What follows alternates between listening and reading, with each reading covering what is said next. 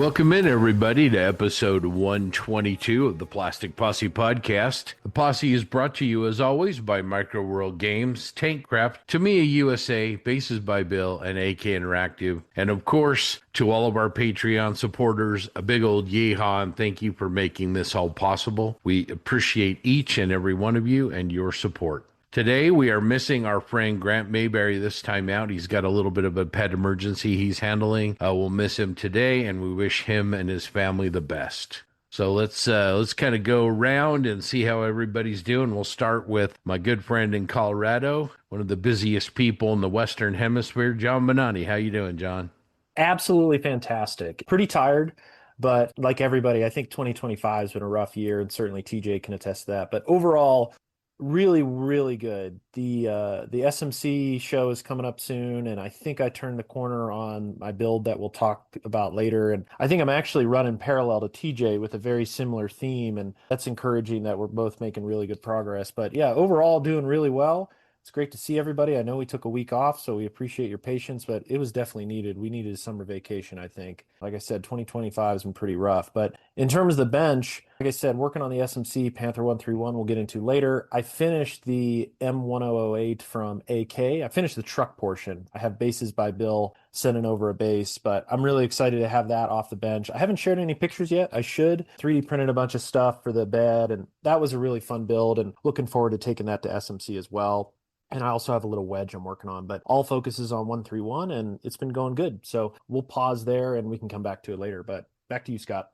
Sounds good. Glad that you've got some time to actually spend at the bench, and life is slowing down at least just a little bit for you. Let's go all the way across the pond to the skinniest member of the Plastic Posse, the one, the only, his lordship, Jensen Taylor. How you doing, skinny guy? I'm doing all right, if not wasting away. No, yeah, good. It's felt like a very good couple of weeks since we had our break. I felt really productive at the bench. Took your advice to heart, where it's like, even if you do something, just do anything at the bench as long as you do something. Even if it's just one tiny bit a night. I've been making sure I've been doing that. Again, come to it later, but working on the SMC projects. A lot of aircraft to do. A lot of aircraft to do. But I'll talk about the M1008. Got the build of that pretty much finished. Got it base coated, faded, and clear coated. I really like how it's looking.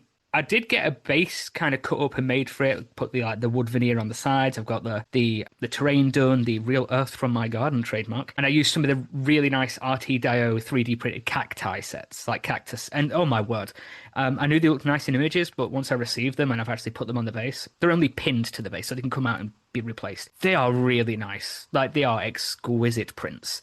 So super impressed with them. I'm definitely going to buy more of them when I get to SMC because he's trading there. Luckily, he's taking pre-orders, so I really like that. But JB and TJ, like this is what I love about them. They're very honest. They were like, going to be, JB said, going to be a bit of a bitch here. That base is too big. Absolutely correct. The base is too big. So it's kind of, it wasn't that stalled me on that project, but I was just like, yeah, I need to do a new base now. And for now, don't really want to do that. So it's on hold, but it doesn't mean the actual vehicle's on hold, which is the important part. But yeah, come back to more projects later, but a lot to talk about for the SMC stuff. But yeah, I'm doing well. Felt really productive. Yeah, it's good you got that new compressor working hard. Finally, about time. Let's swing back to the East Coast. TJ, man, weeks and weeks and weeks at a time, long days at work. You surviving? Yeah, I actually feel pretty good. This is my first day off in a calendar month, which is pretty nice. I didn't know how to handle it this morning. It was weird. I'm like sitting down and drinking coffee out of my own mug and not a travel mug or a 7-Eleven cup was pretty nice.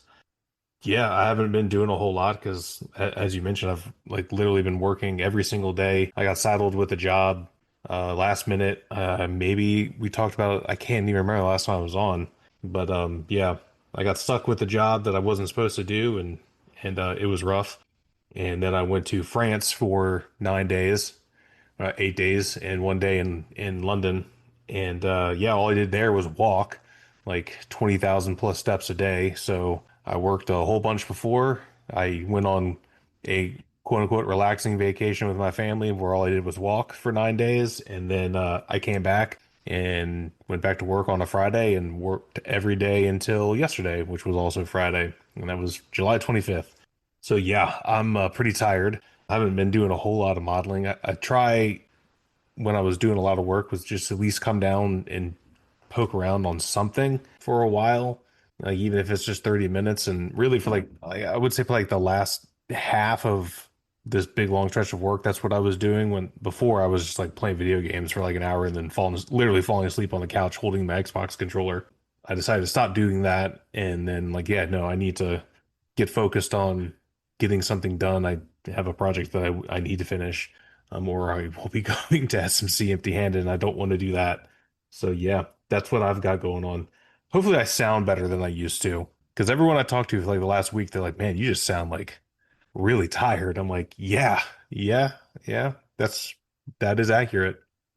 Well, it's good to hear that you're surviving and you're making your way back to your bench, and hopefully things stay consistent. We're getting close. I think, what, about 60 days ish until Yeah, SMC, actually less for us because we're going to be Way heading less than over that, there. brother. Yeah, heading yeah. over there early. So, I will say, I think since the last time I was on, I have built it one model. I built Edward's P40E. It's not painted yet, but I've built it. Well, I painted the inside, the cockpit. That's a really good kit. Yeah, it's awesome. I don't think I was working on that the last time I was on. I honestly don't remember. Yeah, it's just waiting for primer.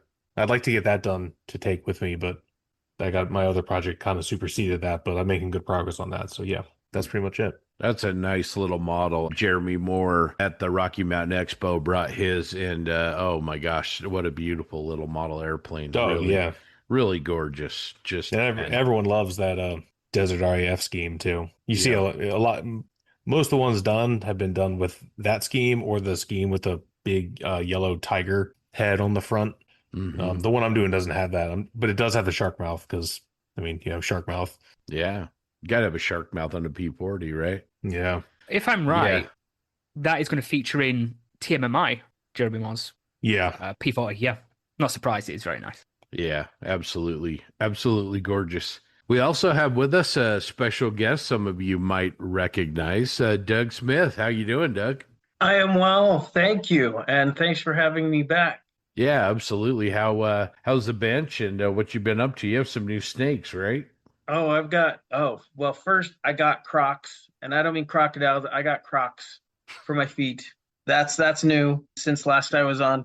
Yeah, the baby bull snakes hatched about 2 weeks ago, and that's been fun. But most of all, I've been spending hours and hours, and I've been working harder on a model than I've ever worked before, like more time put in because I am absolutely loving finally getting into that perfect grade Falcon back into it after a few years of break.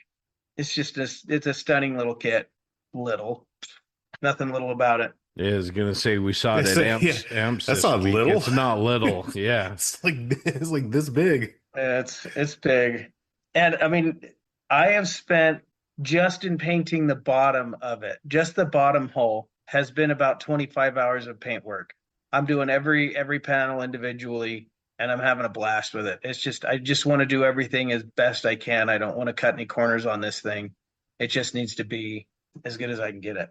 Awesome. Well, it's looking really good. Everybody at Amps really liked it, even though it wasn't an Amps thing. everybody really dug it. We had a pretty good group here in Salt Lake, and Doug came to our most recent meeting. That was a lot of fun. And we'll actually talk about that coming up in a little bit. For me, I've just been working on the E25. Build is pretty much completely done. I've started with the base coat. Tomorrow, I've got all day slated for painting. I'm going to do a two color camo. Going to get one color completely done, weathered, lightened everything, move on to the second color. So that's moving along. But going back to what Jensen said, just sort of trying to take that advice to heart myself, and just every day, whether it's 5 minutes or 3 hours, get down to the bench and just make sure I'm getting progress going forward on it, because we are running out of time. Also spent some time this week with Christian from Bases by Bill. I believe JB did as well. Got a little bit of an announcement from them. We are a little bit behind on this because we took a break for the last episode, but they have come out with some modern carrier deck display bases, and I'm just going to read this as Bases by Bill announces the launch of a new addition to our simple baseline of scale model display bases the U.S. Navy modern CBN carrier deck display base, crafted for scale aircraft enthusiasts who are seeking affordable realism. Available in 1/72nd scale, 1/48 scale, and 1/32nd scale. Each of these bases features accurately engraved anti-slip textures, 5-spoke pad eyes, and weld seams modeled after real carrier decks. Also, for added convenience, painting masks are provided for the pad eyes with every single base. You can choose a standard base or upgrade your display with a cherry hardwood holder, and these bases are in stock and ready to ship, and they start at just $9.99 plus shipping. Christian is awesome to work with. It's a great company. Obviously, Bases by Bill is the best. So make sure you go over to basesbybill.com in order to learn more and order your U.S. Navy modern aircraft carrier deck display. All right, let's head over to Jensen and talk about some models on the Plastic Posse that caught our eye. Thanks, Scott. So yeah, this is where we go through all the lovely builds that everyone's posted throughout this past couple of weeks, and we find out what we like. So first of all, I would like to start with Scott.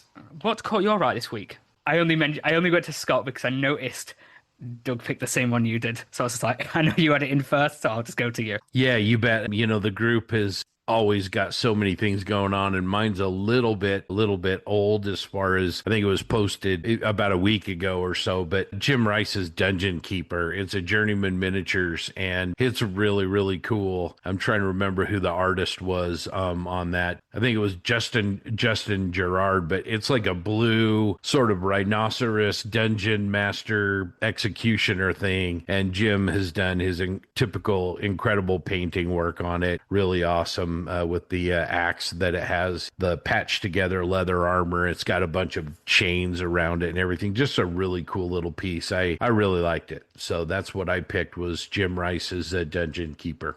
No, that's a great selection. I'm not going to lie, I was going to choose that one. And then I saw you put it in first, like, oh, never mind. JB, what caught your eye this week? Yeah, I got to go with the T-57 that was built by Andre Maihai. I apologize for the last name, but Andre built it. It is the TACOM T-57 in that what if Vietnamese scheme, the big shark mouth, tons of stowage going through a rice paddy, and there's a destroyed MiG, probably a MiG-17 in the marsh in front of it. I just think it's really cool. You haven't seen many of those kits built, and certainly the colors and the scheme and even the pose of the oscillating turret with it climbing a hill looks really, really cool. So big shout out to Andre. I love that. Yeah, can't wait to see what he does next. Yeah, nice. A very fine selection that one was. TJ, what about yourself? What sparkled in your eye on the Facebook page this week? So I chose Daniel.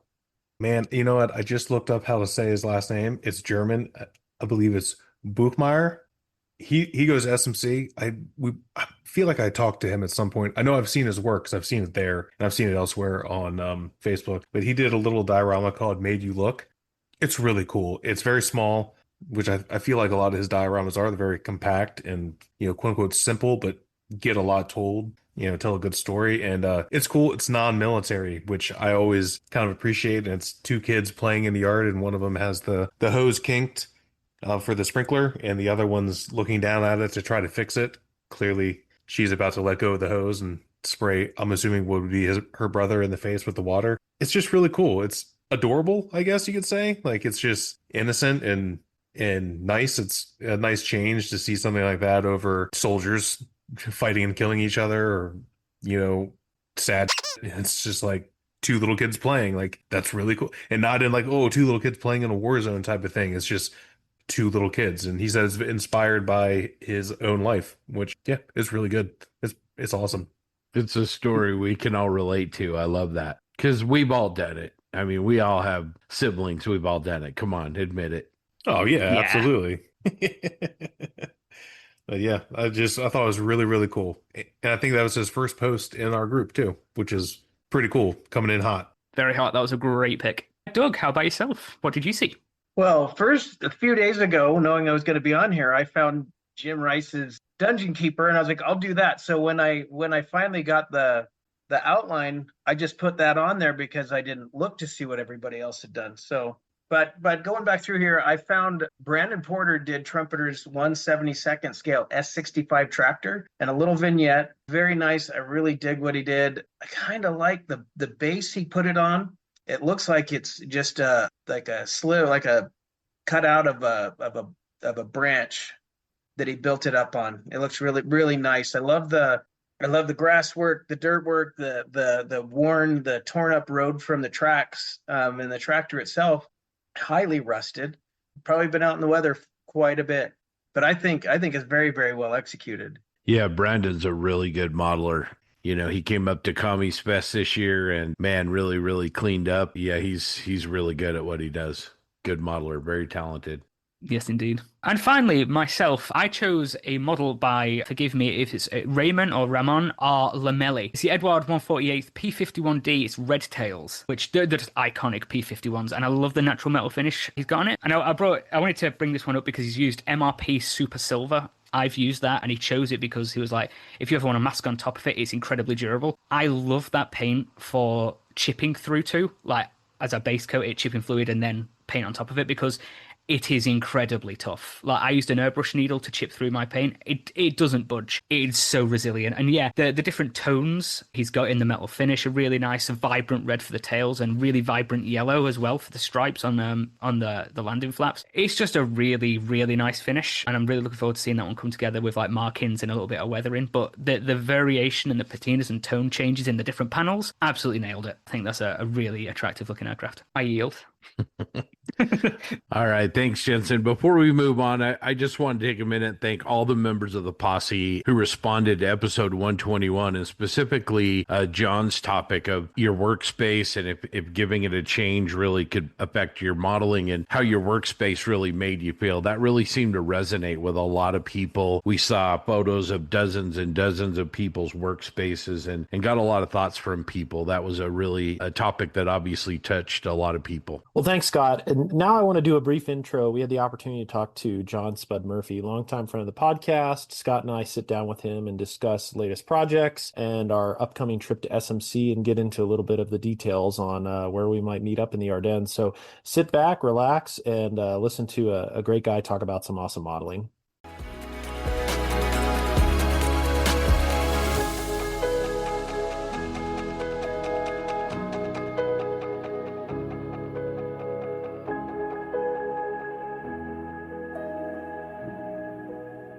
So how have you been, Spud? I've been good, thanks very much. Very busy, let's say, with courses in work, so that's the last one finished, so that's 11 out of the way now, so I can kind of get back to the M113 now, thankfully. Yeah, I can't wait to talk about that a little bit, but we've just been, before the recording started, sort of starting to lay the foundation now for, the actual days and times for this amazing trip we have planned. That's going to be great. Besides having the same name as you, Mr. Banani, you have been as busy as it sounds like Spud has been. Yeah, it's been nonstop. I don't think I've had a weekend without work or travel for 2 months now. So this is the first weekend that I actually got some time at the bench, but still doing stuff outside of the bench. And fingers crossed, I have some ambitious goals to get some projects done for SMC, and just got to get after it. It's going to be a busy month and a half because it'll be here before we know it. We're easily under 60 days for the trip, and I think we're just under 60 days for the show. So it's coming very, very quick. Definitely almost too quick. Well, Spud, let's talk about your M113. I've seen a few shots. You've been busy enough that you haven't been posting as much as regular, but tell us about your build and how much you're enjoying it and what, kind of what the approach you're taking. Oh, yeah, I've really, really enjoyed this one. It's well, as with the others, every accessory, every item of stowage it's kind of small project in its own right, so that's been taking an inordinate amount of time. So one evening was just dedicated to just painting 4 smoke grenades. When you think what a small addition they're going to make to the overall vehicle, you think that was a lot of time spent on such a small part of it. But yeah, really, really enjoying it. I think because obviously this is, I know, like 4th one of these I've done now, but it's just trying different things, experiment a little bit, but without going too far that I might mess it up and know that, I've got to reverse that process and sort of maybe start again. I'm just really, really looking forward to getting this one finished. And, it's one of those vehicles you can't beat any American vehicle for just how cool they look with the amount of stowage that US vehicles normally sort of rattle around with. So, and obviously this is no different at all. So, but yeah, I'll can't wait to get this one up to the show, really. Yeah, and you've got quite a few aftermarket pieces. I know David Parker's done quite a bit, and I think you've used quite a few of those on your model as well, right? I have, yeah, a lot of his ammunition, the M60 machine guns, which are just works of art on their own. The ammo boxes, David was very kind to sort of graciously supply me with some sort of quite a few 50 cal boxes, and my friend Rob Lockie printed off, I think, about 50 of them to put on the compartment floor.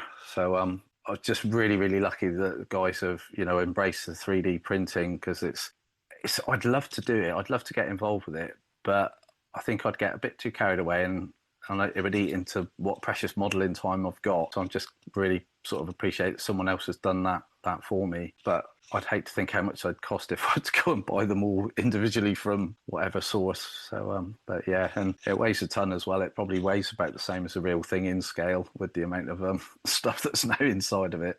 You mentioned the M60. How did you use his tracks as well? Oh yes, I've got Dave's tracks as well. Yeah, they are beautiful. The kit tracks are really, really good. But these go together so quickly. They've got the pins that go through, and as quick as you can ping the pins off of the kind of casting block, that's as quick as you can assemble the tracks, and they look great. And it's one of those, they're so nice. It's a bit of a sort of conundrum. I'm looking at it now. The detail on the tracks are so good. You don't want to then cover them in mud, but because I'm trying to portray a certain look to the vehicle, it's that, I want it to look hopefully realistic, but I don't want to clag them all up in mud, and then all that fine work that David's put into it just gets hidden behind like tons of mud. Spud, going back a few years with your work, you seem to have a real connection, with Vietnam. So, some of those models that you've done, with the Aussie Centurions, right? Yes, they did the Australian stuff. I've done a couple of those now. I did two. I think really what sort of from published work side of things, I did two M48s for the Tamiya magazine a long, long time back in the 90s. And I did a US Marine Corps M48A3 without the vision ring riser, and then I did side by side with that. They were both the Tamiya kits that were kind of heavily modified, and I did a late 11th Armored Cavalry vehicle with the Mod B version to sort of show how the vehicles were modified during their time in Vietnam, from like arriving in sort of 65-ish through to what they look like in, say, 1970, with all the sort of additions. And, as we said, I'm at an age where I can just about remember the end of the Vietnam War, and remember sort of my parents sat watching the TV, and those sort of fuzzy images, I think, stuck with me. And I've always had a fascination with that war and that period. So it is something I default to as Vietnam vehicles. I think you certainly capture the look, and by the look, I don't just mean the paint schemes or the types of vehicles, but that really thick sort of red colored dirt that a lot of Vietnam vehicles had on them and everything. Like you said, all of the stowage and that very lived in look, that in the jungle kind of look. I think you're really good at capturing the subtleties of what makes that really, really work effectively. Oh, thank you. We are super, super excited for SMC. As I mentioned, we are kind of talking some logistics. We're going to meet up with you at Bovington, which I've never been to the UK. So I am really, really looking forward to that and spending some time with you on that tank museum and checking out that collection. I think that's really going to be an incredible day. Oh yeah, definitely. It's walking into the museum is going to be a real eye opener for you. It's an incredible place, and like I say, some very unique exhibits there. So yeah, it's such a cool place. Where we've met up with the guys the other year, and we walked around, and we're so engrossed in talking about like a hobby and our passion for it, and then all of a sudden you have that, you go, oh, we're stood next to a King Tiger and things like that, and all of a sudden it's like, wow, so I think you're going to absolutely love it. Yeah, Scott's never seen a Tiger tank. Well, you're going to be in for a treat there with the Tiger One, King Tiger, and the Jag Tiger. Amazing.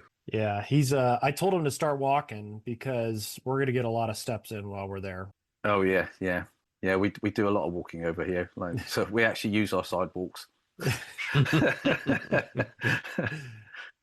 I used to get that when I worked for MMR in Florida, and I'd walk down the sidewalk, and the amount of people that would look at you as if to, like it was almost like Deuce Bigalow with a shouting freak because I'm actually using the sidewalk.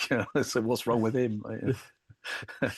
Yeah, it should be a great time. So we'll do Bovington, and then we were just talking earlier, we'll start the journey to SMC on Wednesday. We'll be actually taking the Eurostar over and then grabbing our cars in Brussels and then making our way into the Ardennes and spending time. We have an Airbnb in Foy, which should be awesome. And then you were saying you're going to stay close by with the Four Corners folks too? Yeah. There's 4 of us going to be staying just outside of Bastogne for a night or two. So that'd be great to meet up with you guys there and tour the battlefields. Hell yeah. Who's all going? Is Dan Aconda going with you and Kev Smith? Yeah, Dan and Kev and Ian and myself will be doing the Bastogne bit. And then we'll have Pete, Andy, Adrian, Lester will be along as well. I'm not sure if Phil's going this year. So, but should pretty much be a full house, which will be great. That's great. Should be an awesome time. And then we'll roll into the show. You plan on getting there kind of like Friday midday or a little earlier? I think we'll be there before that. I think because he's doing like the seminar sort of thing. So that I think that's on the Friday. So we'll all be there and we'll probably set up on the Friday morning, I guess. Nice. So yeah, that'd be nice to do. It's one of those you don't want to turn up too late. You want to be there as soon as possible to just really sort of soak it all up. And it does go by too quickly, And I think because our first year there for our sort of the guys was the World Expo, which was 3 days. So we kind of felt a bit, you're a bit spoiled with that. And then when it goes down to the 2-day show, you just don't want it to end, because it's such a great event. Yeah, for us last year, I remember we spent a little bit more time and hit some traffic on the way to Eindhoven from the Ardennes, and I think we got to the hotel around 5, which felt way too late. It just with the line and everybody's there, and it's like you can't. It just started too quickly. So this year, I'm gonna, at least my vehicle, I'm gonna say we're out of the Airbnb pretty early. We're gonna hit a few sites like the Panther at Hopefully's, the Panther at Grand Menil. We'll stop in L'Église. We'll do the King Tiger, the December 44 Museum, and then we'll probably have lunch in L'Église. There's that nice restaurant down at the end. Yeah. It's friggin' awesome. So we'll probably have lunch there, and then we'll take off and drive through Stumont, and then go up to Eindhoven with the goal of getting there, probably around like 2 or 3 in the afternoon. Ideally, no later than 3. That way we can check in, put our stuff, and then get the weekend started. I mean, it's gonna be great. Like you said, you want a time machine because it goes way too quickly. Yeah, definitely. It was a bit like when we went to L'Église last time. We had Phil Stakinskas came along with us, and it's like having the best tour guide in the world. That what Phil doesn't know about the Ardennes offensive, and obviously all his latest dios are all based on specific events from that campaign. So while we were going around L'Église, we'd stop and Phil would say, that's where the King Tiger was down the lane where they were firing bazooka rounds at it. This is where Piper was his headquarters. That bullet mark is from this. And it was just absolutely brilliant. So I've tried to remember as much of it as possible so I can kind of pass some of that on, hopefully. But again, you walk around and, you look at it and you go, okay, so look, very picturesque little village, and you've got the museum there and the King Tiger. But then when someone really knows their stuff, and the more he's talking, it just takes you back to that time. And then the only thing you've got to kind of add to it is the fact that it was winter and freezing. Yeah. But it's I love all that stuff going. And it's my favorite little village. I'm obsessed with it. I have, Duel in the Mist 1, 2, and 3, and have really studied a lot where those vehicles were. It's kind of crazy how well documented L'Église was following the conflict. And last year we did a little bit of walking around. This year we'll do the same. But the first time I went was back in the summer of 2023, and I probably spent 2 days in L'Église, and I had the kind of the map that had all the vehicles destroyed, and I tried to go to every location and do some then and now shots. It's just unbelievable how much is there. And then obviously right down the road at Stumont and Stumont Station. It's pretty cool. So I'm really excited to take Scott and everyone there. I think it'll be a great time. You know, last year we checked it out, so it might be a little bit of a repeat for some of our folks, but I think they'll be fine. And they can also split off. They have their own cars if they choose to, but it's going to be a great time. I love that area. Like you said, the restaurant there is awesome. It's just very picturesque and quaint. So I'm super excited. It's like the museum itself. You look from the outside and you go, oh, okay, it doesn't seem that large. But once you're inside there, and there's so many exhibits, and the stuff that's in there, you know, like whether it's the panther wheels and just the like detritus that's kind of been picked up around the area, and it's, you know, and you think this is amazing that it's all from there. It's all real stuff, and it's like a reference goldmine, really. Yeah, the panther wheel that's painted in green is the one I've taken photos of a lot because it's just that rich green. And then, like you said, there are some things in there like Piper's clipboard, for crying out loud. Yeah.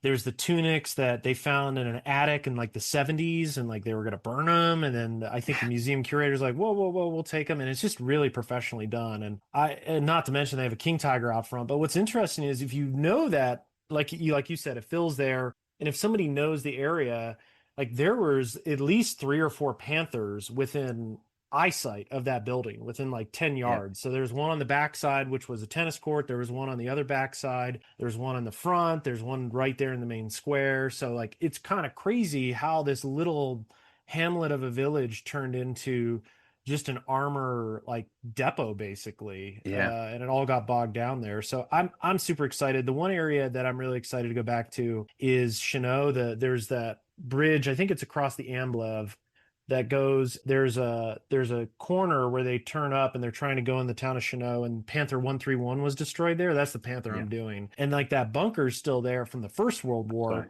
But it's kind of crazy to think like Piper himself jumped in this and hid in there. That's right. Yeah, it's nuts. And I read a lot about 131 because I'm like, it's interesting because it's funny, the book Duel in the Mist actually get it wrong on the side impacts on that destroying the vehicle, but in fact bombs destroyed it and they pushed it forward to where it was kept. But just again, I know we're going down a rabbit hole, but those are the kind of things that in that area, which really struck me as a difference from Normandy, was the Ardennes, and especially the northern sector where First SS was. Like, we're talking like a small town size of like area of operations. Like, you can drive everywhere with probably within an hour you can cover the whole spiel from like Trapoint to Stavelot and over to L'Église and Stumont. Like, it's kind of crazy how you can see all those areas where the fighting took place. I think it's one of those, without actually exploring it in person, you do get the impression that it's a really, really large area. And like I say, I remember the first time I went there, you know, I was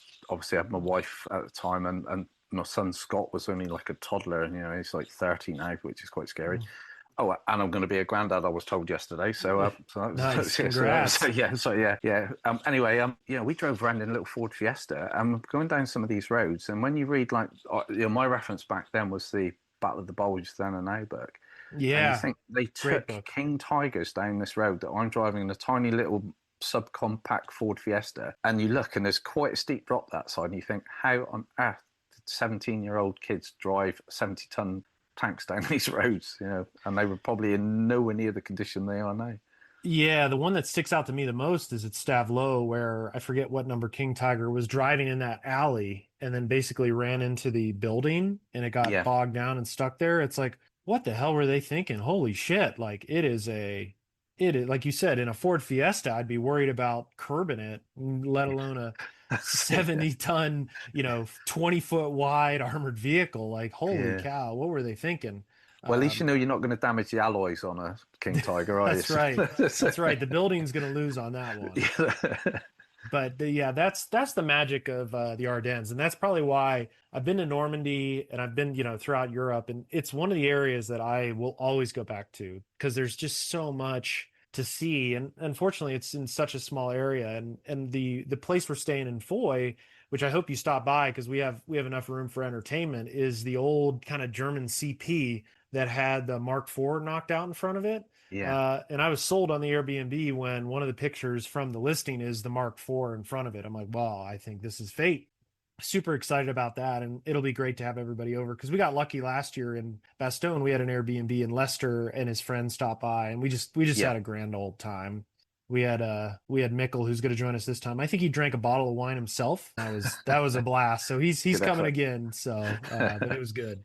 Well, I can't speak for any of the listeners, but wow, I'm jazzed. It's going to be amazing. And Spud, congratulations. That's awesome Thank news. you. Yeah. I did actually feel a bit guilty because my son said, "Oh, did I want to go out for breakfast yesterday morning?" And I normally end up paying. And so I made a point of saying, "It's your turn." And then, of course, he announced that news, and I felt a little bit guilty for still making him pay for breakfast later.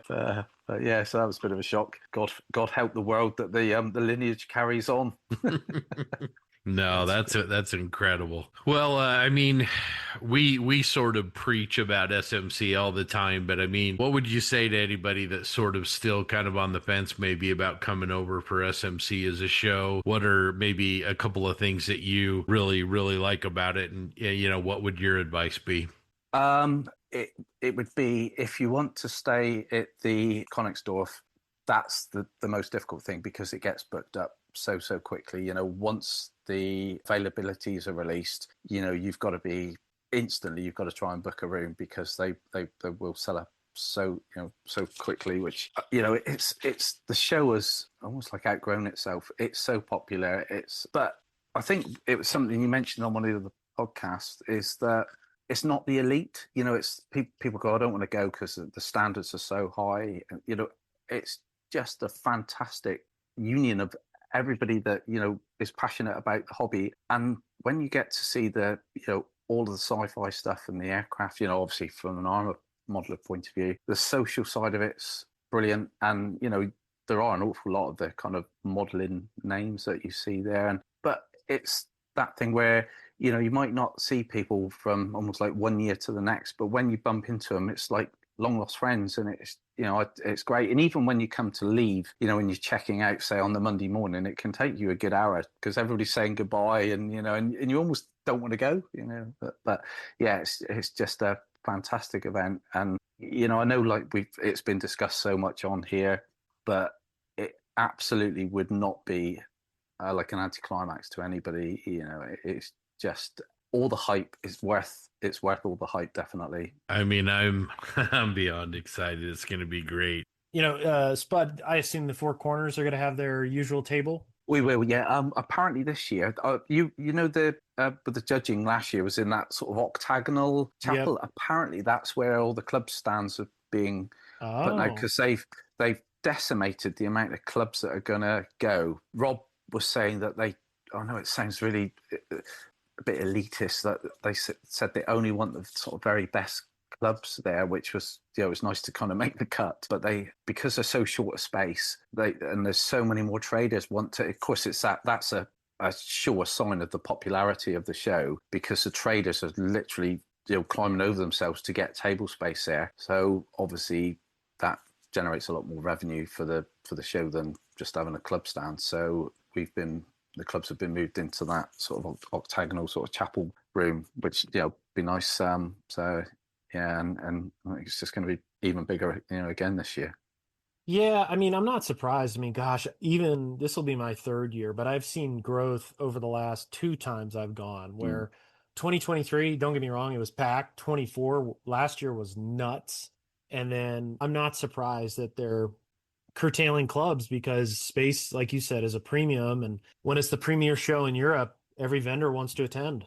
Yeah, absolutely. And I think the only thing I could possibly criticize about the whole show is the size of the bar. The Abbey bar is just not big enough for it is literally mobbed by everybody. So, but if you want to get up close and personal to everybody you've ever heard of in the model show, in the modeling world, then that's the place. And just you get very close and personal. Yeah. It's like you said, what's nice is the outside area, because if that wasn't there, we'd be in trouble. And fingers crossed for good weather again, because last year it was a lot of fun. And we just find ourselves out there for hours. That's the best part. Yeah, definitely. Yeah, like I say, it just goes too quickly, unfortunately. Yeah. And the scary thing is when you go, that's been a whole year since we were there last, and it does feel like 2 minutes ago. So yeah. And then there's obviously Pete cheerfully reminded me that I've probably got 10 models left in me. It feels just like yesterday. Time will fly. Last year, even, like, I judged and I took a class. So basically Saturday was wiped out for me. And I made a conscious choice, like, I just can't do that again because there's just too much to see, back to back with the class and judging. So I'm honored to judge, and I will always prioritize that. And then if there's an amazing class, maybe we'll slot it in the future, but I got to prioritize judging in the show because there's just so much to see. And I've told the guys that it's like, hey, if you see something on round one, just buy it, because you don't know if you'll get back there and you don't know if it'll be there. So just buy it. That's it with these shows, these sort of 2-day shows. If these traders have traveled with one vehicle and they cannot go back to their kind of depot of an evening, so once it's gone, it's gone. So like I say, if you see it first thing on the first day, snap it up then, because you can guarantee if you go back, it will be gone. And I was really fortunate, obviously, when we judged the other year. It's such a privilege to be involved with that, and it's great because you do get to see the models up close and without, because it is, well, you've seen how busy it's crazy gets. It's crazy. So you've got that plus side, but then also because the judging goes on to can be quite late in the evening, you get that FOMO where you feel like you're missing out what's going on in the bar, which is where everybody else is, and so yeah, it's a kind of double-edged sword. Yeah, judging's a lot of fun, and it's a true honor. I mean, when you're sitting in the same room as Roger Herkmans and Marin and all the ones that you've, and yourself included, I mean, it's wild that they asked two bums from the US, TJ and I, to sit in there. I feel like I have imposter syndrome, for crying out loud. I mean, TJ's talked about it before. It's a true honor, and that's, when we talk about judging, I even say it's like evaluating. SMC is the gold standard, and really what I love about it is what we as judges who have been asked, how we treat it. Like you said, it is an honor, and I love that aspect of the show where there is a lot of weight on these folks' shoulders to get it right. Oh God, yeah. Because it's the lifeblood of the show, and as we've seen here in the US, all it takes is one show to taint that reputation. So there's a lot of stuff carrying on their backs, and it's fun though. Like you said, it's the best chance to get to see models, reward the models. It's amazing. And what was really good is obviously, when you stop for your we have the nibbles and drinks halfway through the judging, and then the guys and girls from the other sort of categories would say, "Oh, come and have a look at this," or "What do you think of this?" So you'd go and look at something that's not your chosen subject. And you can, and it's great listening to what they're talking about with it. But I think that, as you discussed just now with the judging, it's like you're appreciating the models, not judging them. Exactly. Because you're looking for the sort of the positives, and and it was great when we were looking, going, "I love that. That's so cool." Oh, and then you go, "Oh, that's a great little detail." And you're not going, "Oh, that's a 0.5 millimeter out," or this, that, and and pushing them around on the table, making noises and stuff like that. But like, except for Pete. Yes, yeah, that's like a standard for Pete. Like, he's got his reins on him this time. So like, yeah. So. But yeah, it's, and that's why I think people want to be involved. They want to enter this competition because they know that the people that are judging, assessing, appreciating their work, they're doing it from a positive point of view, and it's not like nitpicking. And it is the hardest thing with the judging is, as we discovered, when they're all so fantastic, and you just go, oh, and it's awful to have to try and find something that moves one above the other, instead of just going at it with that kind of almost like a negative sort of attitude towards it. And I think I'd like to say, I've over the years been to a lot of shows where you hear really negative stuff about judging, and people go, "Well, I don't want to bother again," or "These judges don't really know what they're doing," and stuff. So it's great that the judges are made to take models and put in a display cabinet, so people can go, "Oh, okay, they seem, these." You look at Pete, Roger, Marin, or Lester, all these guys that are judging, and you look and you go, "Wow." their work is incredible. So you know that the people that are looking at your work, you really value their decision or their opinions on it. So yeah, their resume is right there. It's yes, not like some rando off the street or rando attendee. It's the best of the best. And That's like you it. said, hey, you want to question the judge? Go check out their work. It's pretty awesome. That's right. Yeah, and it's there's an awful lot of positivity with it. Where I've heard where and people don't go, right, I'm not coming back to this. Like they don't know what they're looking at. People go, oh, I'm going to try harder next year. And they Right. want to tweak those. Where if they've got a silver, and like I say, the judges are there, go and talk to them, and they'll talk them through the model, and then they go, okay, and it's great that people go away with a burning desire to make their next model even better, which is just, you couldn't ask for any more than that. Right. Yeah, it's an amazing place, and certainly look forward to Scott showing up. And yeah, it's going to be great. More Americans are coming. Don't know if that's a good or bad thing. So, but No, great. No, absolutely. there's gonna be a bunch of us. There'll be at least probably, gosh, I think a dozen coming in our little group. But there's certainly, I know of, I wouldn't be surprised if there's 15 to 20 Americans easily this year. Just Yeah, because. other Europeans and Australians that we're meeting there as well. Yeah, It's going to be incredible.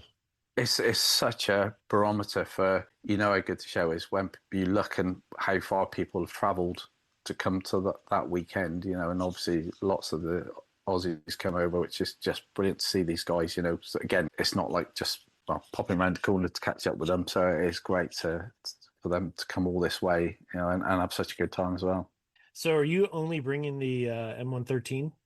Only for the competition, but Yeah. I will for the club stand. I will bring obviously the E8 and the Achilles, and so just really if nothing else. So I just want so Scott can have a look at them in the flesh. Hell yeah. Absolutely. Yeah. Especially with the Easy 8, because obviously that was all you were doing really for me to be able to get that sample of one of those. So no, it'd be nice to sort of go, there you go. That's kind of what I did with it. Yeah, I can't wait to see all of the models in person. We talked about this all the time, but photos are one thing, but actually seeing the model in person and getting up close and seeing it with your own eyes is just a treat.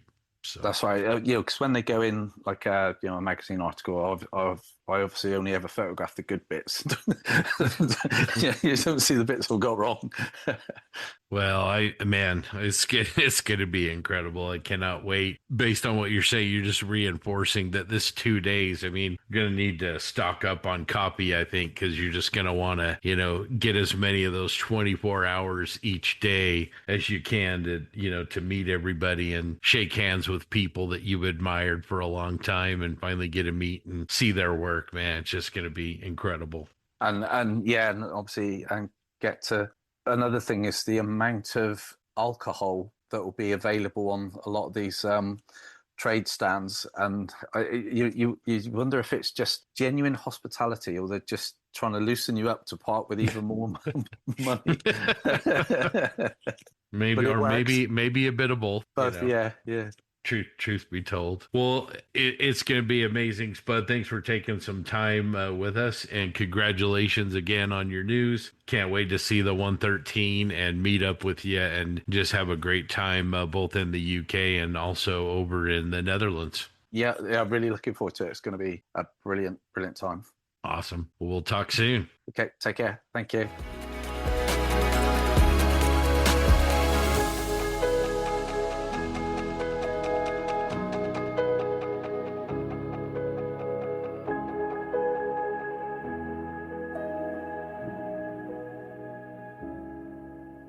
Awesome. Well, we want to thank Spud for joining us. That was a fun little kind of short conversation, but congratulations to Spud on the news that he talked about in the recording, and can't wait to see his pieces at SMC and hang out at Bovington and in the Ardennes with him. It's going to be a lot of fun. All right, let's head over to TJ and let's talk about SMC builds. Yeah. So according to this, which I don't believe, SMC is only 60 days away. I think that is those are lies. Those are vicious rumors spread by just evil people that I just do not believe that it's that close. But yeah, so let's talk about it. I mean, I know everyone loves hearing us talk about SMC and all the shit that we build for it. I know it's everyone's favorite topic, but man, I do love it a lot. So it's hard not to talk about it. So JB, I know you and I are kind of walking a similar path right now. How's it coming along for you? Where are you at? Yeah, thanks, TJ. Like you said, we are very neck and neck. You're doing a Sherman, I'm doing a Panther. The Panther 131, I think I talked about it last episode as well a little bit. So Panther 131 was part of 1st SS Comp Group of Piper, and it was destroyed on the road going into the town of Chenot following crossing the Amblev River. So a little history there. It was part of 1st SS, went through Stavelot. They were going to cross at Trois Points. Our engineers, the U.S., blew the bridges, so they had to divert through L'Église, and then they needed to get across the Amblev, so that's why Piper sent them to Chenot, because there's a strong bridge there that could support the German heavy armor. After it crossed the bridge, it started ascending into the town, and it was destroyed. And I bring this up because there's a lot of mystery behind exactly how it was destroyed. Obviously, it was destroyed in air raid. There was a scout plane that saw the column ascending into Chenot, and then they sent P-47s, but some books claim that rockets were used, and that's just not the case. From my research, it looks like there was only 500-pound bombs dropped. And what's very interesting is I love the Duel in the Mist series. They actually get it wrong. They talk about the vehicle being struck by rockets on the side, and that's why all the holes are there, and that's not the case. It was destroyed by a 500-pounder that landed near it, and then something happened inside the vehicle which caused a fire and then an internal explosion. So I only bring this up because I spent like weeks talking to Scott, like, I don't know what the hell I'm going to do, trying to understand entry marks for this thing, because it's well photographed except for the top of the vehicle. So I ended up just settling on there's no entry mark, because reading other sources that are more current on social media and through other researchers, they say nearby bombs destroyed the vehicle, caused an internal ammunition fire, and then they just pushed it out of the way. So what's that mean? I painted the interior this week, very similar to you, TJ. It's just wrecked. So it's rusty, it's dirty, it's gray. One thing I will say, to do the ashes inside, I actually went outside yesterday and I did this for my Abrams. I took a cardboard box, lit it on fire, and threw it in my like little, the little, I don't know, the pit that people gather around to drink beers. I basically burned a cardboard box, took those ashes, put them in, a little container, and then I used that real ash to create the base of the burned stuff inside the vehicle. And I like to use that better more than pigment because it has a little bit more volume and different textures.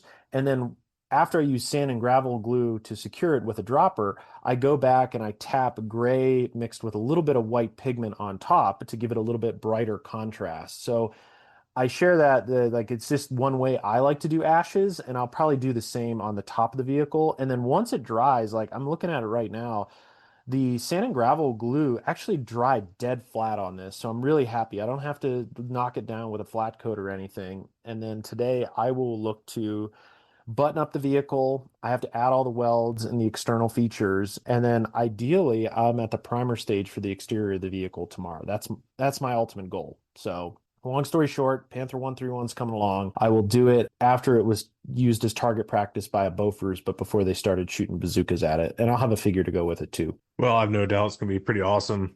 Man, that's a really sweet technique for Ash. I honestly I didn't even think about that. I'm gonna probably have to steal that because Do it. I have some ashes to do. I've already done the inside. I'm not as worried about that, but definitely according to my reference picture, just like any other burnt out vehicle, there's crap all around it. But Yeah, I would use cardboard because cardboard, when it burns, it doesn't like disintegrate right away. And what you get is like these big flaky stuff. And what's nice is you can grind it up even a little bit more to make it finer. But yeah, use cardboard, light it on fire. Usually if I had a cheap old metal bowl, I'd just light it in the metal bowl, but I lit it outside in like a fire pit, one of those propane fire pits, and just kind of pick the ashes out. And then yeah, just use tweezers. You can grind it up a little bit more, add it to the vehicle, secure it. You can use pigment fixer, I bet. I use sand and gravel glue. And then while it's still wet, what I do is I take pigment out of the bottle, I kind of grind it up a little bit on a piece of paper just so it doesn't have those big clumps. And then I literally just load a brush by dabbing it in it,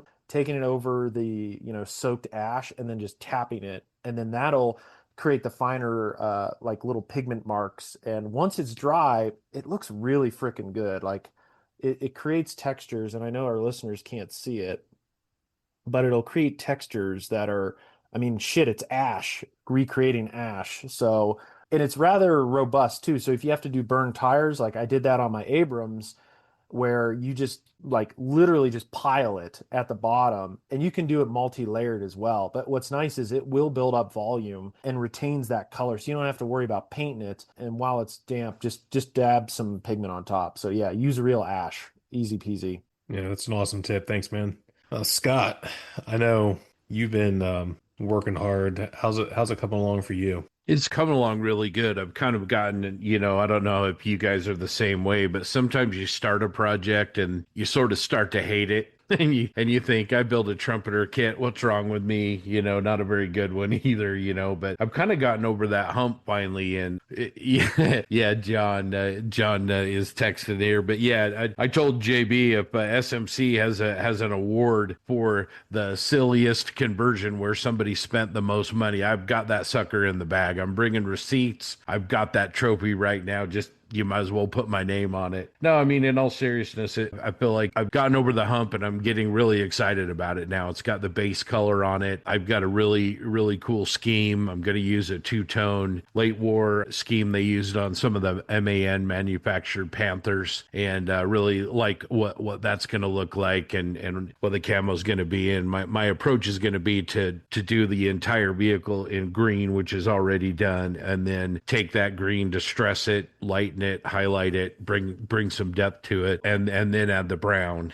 Kind of do it in a, I guess, organic pattern that enhances hopefully the shape of the vehicle. It looks very much like a Hetzer, the E25. So I'm getting excited, and then been talking to John quite a bit and some other people, and then spent an hour on the phone with Christian, like I mentioned earlier, and we designed a base for it, which I think is going to be a little bit unique, and I'm excited about. And I'm feeling like the vision is sort of coming into focus, and I'm getting to where I'm excited about what's going to happen. So anyway, like John, I'm going to spend all day tomorrow working on it and getting the paintwork laid down, and hopefully have the base completely sorted, and we can work this week on the second camo color. So anyway, that's where I'm at. Scott, how much we talking here? Oh geez. A lot. Three kits, trumpeter kits, spool model tracks, all the photo etch you can eat, all the metal barrel, 3D printed STL files and parts that were purchased. Yag Panther to support. Yeah, Yag Panther kit, and I mean just all kinds of stuff. Calling in favors across the globe. And just doing everything. But no, in all seriousness, I just feel like the kit was really modeled after a video game. I've mentioned that before. I really feel like with the help of JB and Uncle Night Shift and Ken Childress and all these people that have helped me, Clip Herring, and lots and lots of people have really helped me, and I think I've come up with a vehicle that looks very, I think, believable. You can't say realistic. It's all paper Panzer, but I think it's something that looks believable, that's something that maybe they could have built. We'll see how people like it, but I like it. So we'll see how it goes. Jensen. All right. So I just can't even help but laugh. Just I know. Yeah. How are those 47 planes that you're going to be building and taking? Traffic my squadron coming along. Yeah. Your whole squadron of FW190s. So, right. So got a whole Stoffel over there. Actually, Adolph Galan, for crying out loud. Going surprisingly JV69. well. Going quite well, actually. These 172nd Edward kits are astonishing. When the instructions are labeled correctly, that's a big note. Edward, my S tier manufacturer, absolutely. Everything they release is just incredible, amazing, just wonderful. However, their instructions, sadly, more often than not, labeled wrong. And they'll be like, oh, for variant B of what you're doing, use this part. It's like, that's a lie, but fine. This is why you dry fit things and test things first, because I was trying to dry fit the chin intake for the 109 I was modeling. I showed the guys in chat, and it was just wrong. It was just way off, just did not fit whatsoever. And it was very specifically telling me to use that part, and it's like, no, it just flip them, just whatever. It told me to use that part, use the part it tells me to not use. That's the actual correct part. It makes sense, like, sometimes there are going to be these errors, because when they release every single version of an aircraft, they're going to reuse sprues from different variants, and they have sprues with multiple parts for different variants, so that's fine. But anyway, at the minute, I'm making really good progress on my two BF 109 G6 ASs. They're from the Gustav limited edition boxing, part 3, because they released 3 boxings of that, because Edward. I'm doing 2 exact same aircraft. The model is the same, completely contrasting paint schemes. So for these 2, we've got the Night Fighter with the free-handed black underside with the red landing gear legs and wheel hubs.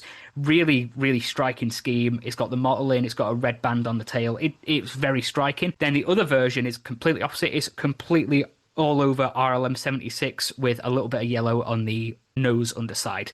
I think I wanted to go with 2 contrasting versions if I'm doing the exact same aircraft, because I didn't want them to look the same. And trying to make a single tone aircraft look interesting and nicely weathered is a bit of a task in itself. So I'm looking forward to that. Over the past few days, got all the sub assemblies done. So one of them has an underbelly drop tank, one of them doesn't. So I've been marking what is what. The wing assemblies, flaps, slats, all that stuff. The prop spinner. I've just been getting all the sub assemblies done because I've been really trying to put off painting the cockpit. I don't like doing cockpits, if I'm honest, but they're painted now. They were base coated in the MRP silver, which was discussed earlier. It's so resilient and so tough. Then a bit of hairspray chip in. RLM, I should know this. 66. Yep. That's the one. RLM 66, the really dark grey, which is very dark. I lighten that up a little. Once you lighten it up a little, and then say apply a clear coat, there's a very strong blue tone to it. It's actually a very nice colour once you get it weathered. All I've got to do now is I've got the oils draining, so I've got a pin wash. I've got a little bit of detail painting to do, sorry. And I might finish off with a tiny bit of light grey dry brushing. Not too much. I think it can be a technique that's overdone a lot. I just need to either get or make myself an interior canopy mask. I know Edward sell them, but they don't come with the kit as a standard. A lesson I learned from TJ really is if you display an aircraft with wheels down, have the canopy open. Like, let people see inside. It just looks so much better. My craft used to always be canopy closed, and you just lose so much detail. So, yeah, they're coming along nicely. After them 2 are done, I have 2 P51s to do, which very much looking forward to doing natural melt finish on them. I bought all the Tamiya lacquer paints so I can try and experiment with how they're going to look. I also got the, I'm going on a bit here, I know, but the Mr. Rapid Thinner, because I hear that's perfect for metallics, because apparently, I don't know if this is true, I heard this discussed somewhere, because it's a rapid thinner, it prevents the metal flake from settling. I don't know how true that is, but whatever. I'm looking forward to trying that. 2 P51s from the limited edition Iwo Jima 172nd box set. Really nice schemes in there. Then after that, I have another 2 109s to do. The one's an F, one's a G from the North Africa boxing, because I love North Africa 109s. They are really pretty. And it's the F variant that's going to have the radio compartment open and the engine exposed. That one's going to be the balls to the wall sort of build. And they're all 3D printed parts, so there's not actually a lot of messing around to do. Very nicely printed, beautiful detail. And yeah, there's not a lot of parts to do. So that's my 6 aircraft. I was going to do 8. Oh no, I was going to do 9 actually, but I had to borrow some parts from my 109G Royal class because of the mislabeling of parts. So I just need to get some overtrees, and that's a complete kit again. I would love to get the FM1 finished. TJ's built a Wildcat before, so he'll be able to say if I have enough time for that or not. But it does have the full engine, landing gear exposed. It's got all the bells and whistles.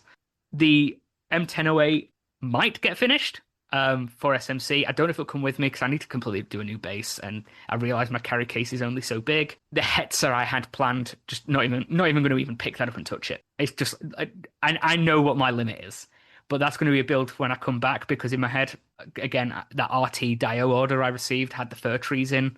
I really want to go to town on that, and I'm not going to try and squeeze that in like 50 odd days. I'm not going to be silly. But apart from that, since you're building an entire Air Force. Yeah, But yeah, these little Edward kits are sublime. I was talking to Zach the other night because he's got the P51 in 172nd. They're just great. They're really nice. They go together. Like everything Edward releases is just gold dust. It's beautiful. They just don't get much wrong apart from the odd mislabeling of instructions. But yeah, we're feeling good. I actually am feeling quite positive. Now this one's come together, and once the cockpit's buttoned up, everything goes together. There's 1 day's worth of assembly, and it's ready for paint. It was a bit like TJ said in chat this morning or yesterday. All my days turn into one. He's feeling positive about his timing now, and I think I reached that point yesterday. I was like, you know what? I feel good. I'm not panicked. I feel confident with with my pace of play. So yeah, there's not going to be a repeat of last year with me staying up 25 hours a day trying to finish a barn. But yeah. I don't believe you. What? False. You will fail. What? I can't even take you seriously when you say you're gonna paint 8 70-second scale aircraft. 7. No, 6 172nd and a Let's 48. make some bets. We got to make a bet. Oh, I let's don't wager believe this. you when you say you're gonna paint that aren't even built yet. Some of these haven't even been started. Some of And these you're are gonna- still sealed. You're gonna start and complete 6 70-second scale aircraft and a 48 scale aircraft that has every effing panel off of it in less than 2 months. Yes. You forget. I do Okay, nothing Albert all day. Speer. Yeah, it's May 45. yeah. It's May 45, and you're like, yeah, we're going to create a new squadron of W190s to defeat the Allies. I'm Doug, well you- aware that you do nothing all day. That nothing includes building models. No, but And I read the timeline. I saw 60 days. I was like, oh, which is actually not for us. It's like 52. It's like, oh, I actually need to start doing things now. My panic stage has reached, so production has started. Like you say, it's 45. Doug, It's you've balls for all you've time. got some of these Edward kits, right? These 70-second scale Edward kits. I've got the 109s. I haven't done anything with them. I think I What do you- have a 109 as well, or I always get a 109 and 190s confused. I have something You have a in 109. 70-second scale. Do I? Yes, because you have the 190 A5 in 48th. Oh, yeah. I begged you to get it because it's such a good kit. The little 172nd scale one, I've opened it a few times. They look really sweet. I've almost like man, I could probably like knock this out in like a week or two. Yeah, I'm the same thought. You won't though. I actually could. You won't. It's everyone else's fault. People distract me. But they are great. And Edward have got to the point with the 70-second kits where they don't compromise on the quality of the 48th. They are just a smaller version. The quality and the detail is still exactly the same. Yeah, I've got the FM2 in 48 scale, and it looks really nice. But I'm slow. That would take me months to do that one. But those little 70-second scale ones, I mean, you can probably get the cockpits done. I mean, where you're doing 2 at a time, if you're after it, I think you can probably get a pair done pretty quick. But 6 is quite a bit. I'm doing them in 3 sets of 2 pairs, which that's so much easier. I don't like cockpits. If it weren't for them, so much quicker. I don't understand. I love painting cockpits. That's my favorite part. I like cockpits on big aircraft that are very visible. On 109s are tiny aircraft in real life. So in 70-second, they actually fit in my hand, and I have children hands. Really, really small. And quite dark with being RLM 66. Really dark is why I lined it so much. You really don't see a lot. But when I come to do the 30-second scale 335, so excited to do. I want to do that after SMC. That I'm going to town with because it's so visible. Well, before I get to me, I'm going to go to Doug because I want to talk about the Millennium Falcon because out of all the projects happening right now, he's got the coolest one because it's A, the Falcon, and B, the Bandai kit. And you had posted some pictures not too long ago I saw on Facebook of some of the work you were doing on the Falcon, and I think we were hanging out on a Zoom or something one night, and this was a while ago. I was like, man, I have a 70-second scale Falcon, but it's the fine mold kit, which is still good. It's still a good kit. Like, man, I should really go back to building that. But you have this far superior version. So is it as good as everyone says it is, and as I am assuming that it is? It's probably better. Oh. I find that everything I add, every piece I put on it, I am just happily surprised. Not surprised anymore, but I'm just happy. Everything I do, everything I painted, I'd look at it and I think, wow, there's details in here I didn't know were there, and I know this was well researched, so it's not like they just started adding stuff. This is what the original New Hope Falcon looked like. And so as I go through it and keep adding parts and keep painting, every time I end up just happy, and I will work. I'll airbrush for hours at a time, do a little panel, tape it off. I'll put some masking fluid on it to put the chips right where I want them, and airbrush it, pull that tape, and then I'm on to the next one, and I just keep going. I've stayed up way too late many nights because I just don't want to stop. Not that I have to, but I just don't want to stop. There's just there's just nothing wrong anywhere in this kit where everything fits perfectly like you expect with Bandai, but you'd expect maybe over 600 something pieces. You'd find something here or there that doesn't, but it all fits just like a dream. And the details are crisp and it's beautiful. It's just a beautiful model. Now, which Falcon is the Pine Molds Falcon? It isn't the same one, right? The Bandai one's the A New Hope version. And is the Pine Molds one, is that like the Empire Strikes Back version, or do you guys know? Because isn't the landing gear different? How many landing gear does Fine Molds have?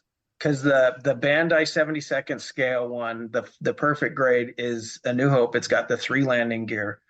Their 144 scale one has 5 landing gear. It's Empire Strikes Back. So what does the Fine Molds have on it?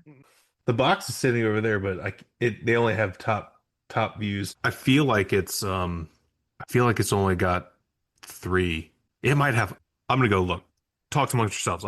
I need to know now. Talk amongst yourself. Yeah, Martin Drayton took some pretty good pictures of Doug's pieces that he brought to AMP. So if you guys want to check those out. But yeah, we were doing the thing you always do with the Falcon, right? Where you're like, oh look, a Jagd Panther rear deck, and there's a Sherman track link, and oh, there's an M48 rear plate, and doing all that.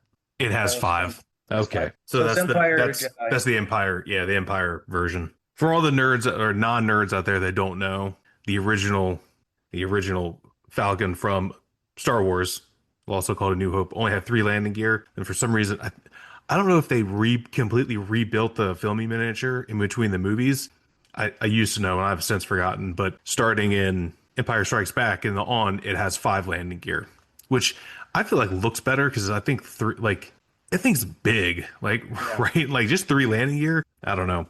From what I understand, they built the big one, the full scale one, in A New Hope was up against the wall. They actually, but it wasn't the whole thing. You always only saw it from one side, and it was up against a wall, and so it had plenty of support on the wall.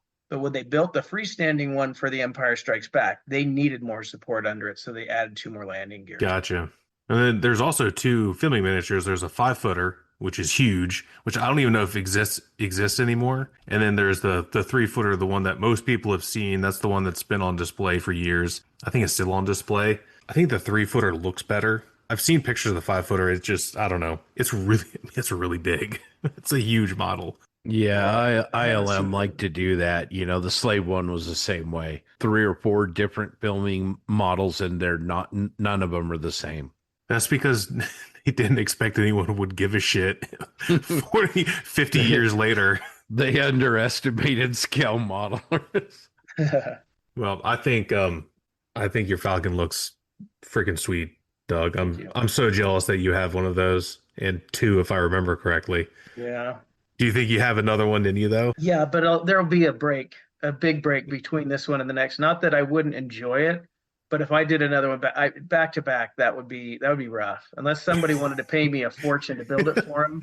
You want to batch build 72nd scale Falcons? No, thanks. Now, are you following any of the references, or are you just kind of doing your own thing as far as like the weathering and stuff goes? I know it's like very distinctive, but me personally, I don't particularly care for the filming miniature weathering because I don't think it looks that good. When it comes to the weathering, I haven't gotten too far into that, just a little panel line washes. And yes, it's Bandai, and yes, I'm using oils on the panel lines, but I'm using a tiny amount and not getting it in between any parts just for that. As far as any more than that, I haven't decided yet. I don't want to go too far into like the filming miniatures. I kind of want to make it look like I think looks good. I've already gone in with a lot of the little greeblies. I've been going in and painting something. I'll make one part copper. I'll make another, like a pipe, black, and the one next to it's kind of gray or copper, and then I'll add a little bit of chipping to it just to go with it through with a sponge and make it a slightly different color just to change it up. I don't want it all to be just it's not reefer white. I don't know exactly how to match that, but I mixed my own colors for it, but I don't want it to be one solid color either. So I'm just having a lot of fun doing whatever I feel looks right, and I think it looks great. It does. It looks awesome. Like I said, I'm freaking jealous. That model lends itself to building. I mean, it builds beautifully. So it's not like it's just me what I'm doing. Although this is probably the best work I've done because it's the most time I've ever taken to do every piece. But that model just it falls together, it builds itself. It's just there's a lot of work in detailing it. You're really reminded that Bandai makes a model that's designed literally to be built in sub-assemblies. And because of that, it allows you to really get into places where if you're building the old MPC kit or something, it's going to be really hard to get your airbrush and your weathering in everywhere where you need to do. And that's what I was noticing in the parts that you brought, Doug, is, they just really design the model for the modeler to produce the best replica that you can. And I think that's impressive. Yeah. I have still, I think it comes with 36 sprues, and I still have most of those sprues are still mostly full with greeblies that I haven't even put on. They're all going to go on over the top of the paint that I've already put on it. I've done the main hull and the mandibles, and that's mostly done. And then I'm going to start putting more and more on top of it. So we'll see how it comes out. That's an insane amount of sprues. Yeah. Keeping them organized was hard. I used the box pretty much. I just had them standing on their sides, and I had them A through, I don't remember. It was A through Z. There were like S and T, each had S1, S2, and T1, T2. I had a bunch of those, and then a few more. And so I had them all in order. So when I'd look at the instructions, it would tell me what to use. So I'd be able to go right to that sprue because I couldn't figure any other way to keep that many sprues organized. Well, what about you, TJ? How's your SMC build looking? Well, it's doing okay. JB kind of let the cat out of the bag a little bit because I've been like purposely very coy about what I've been doing publicly. Not for any particular. It's not a big deal. I don't really care. I've shown so many people at this point. It probably that's the hard thing when you're like trying to build something where you're like, I'm gonna keep it like kind of hush hush, and you're like, God damn, this is really good. I need to show these 14 people because I'm really proud of this. Yeah. So, like JB said, I'm doing a Sherman. Big surprise. I know no one expected that. It's really out of my wheelhouse. And it is a first for me because I am doing a destroyed vehicle. I've never done one before. I've done rusted out stuff before. That's not too bad. But adding the burning part effects to it is like it does kind of add another layer to it. But it does kind of suck because there's not that many good videos out there on YouTube about how to do it by good modelers, and it's kind of hard to find even articles about it too. I found a few in some old issues of I think AFE Modeler that are pretty decent, but I've been having a hard time finding just like really good. And part of the other problem is I can't find a good article or video or walkthrough of what I want to do. I've seen lots of how other things look when they explode and get caught on fire, but obviously mine's a Sherman, so it's olive drab. Almost everyone else I've seen has been like a destroyed German vehicle or something, which, yeah, you can learn a lot like watching that, but Dunkelgelb doesn't necessarily burn the same as olive drab paint. Like the effect isn't 100% the same. So, it's been pretty fun. It has a fair amount of scratch building, which also I'm not really too keen on. I feel like I did a pretty good job based on how little experience I have doing it. Because I pretty much scratch built the entire turret basket of the turret. It's not 100%. It's close enough. And then once you put the gun breech in, and it also has that like shield on the one side that protects the commander and the gunner. I don't know what it's called, but once that piece is in there, you can't really see anything past that because it blocks the whole thing. But I kind of like try to bend it out of the way a little bit so you can like see a little bit past it. And I got the turret all glued together today. This morning because I spent a couple of hours last night. It's the longest stretch I've had to work on a model in a month, over a month because I was out of town for over a week before that. So probably like 6 weeks. It's the longest stretch I've had last night where I worked on it as soon as I got home from work, took a break for dinner, some family time, and then came right back down here. Oh, I watched Peacemaker, and then I came right back down here and worked on it until probably like 10:30. Yeah, I'm feeling pretty good. I think Jensen mentioned earlier today. I was like, yeah, I feel like I'm in a pretty good spot right now. Because when we get off here, I'm going to close the two hull halves together. And then from there, it's just detailing the hull and it'll be ready for paint.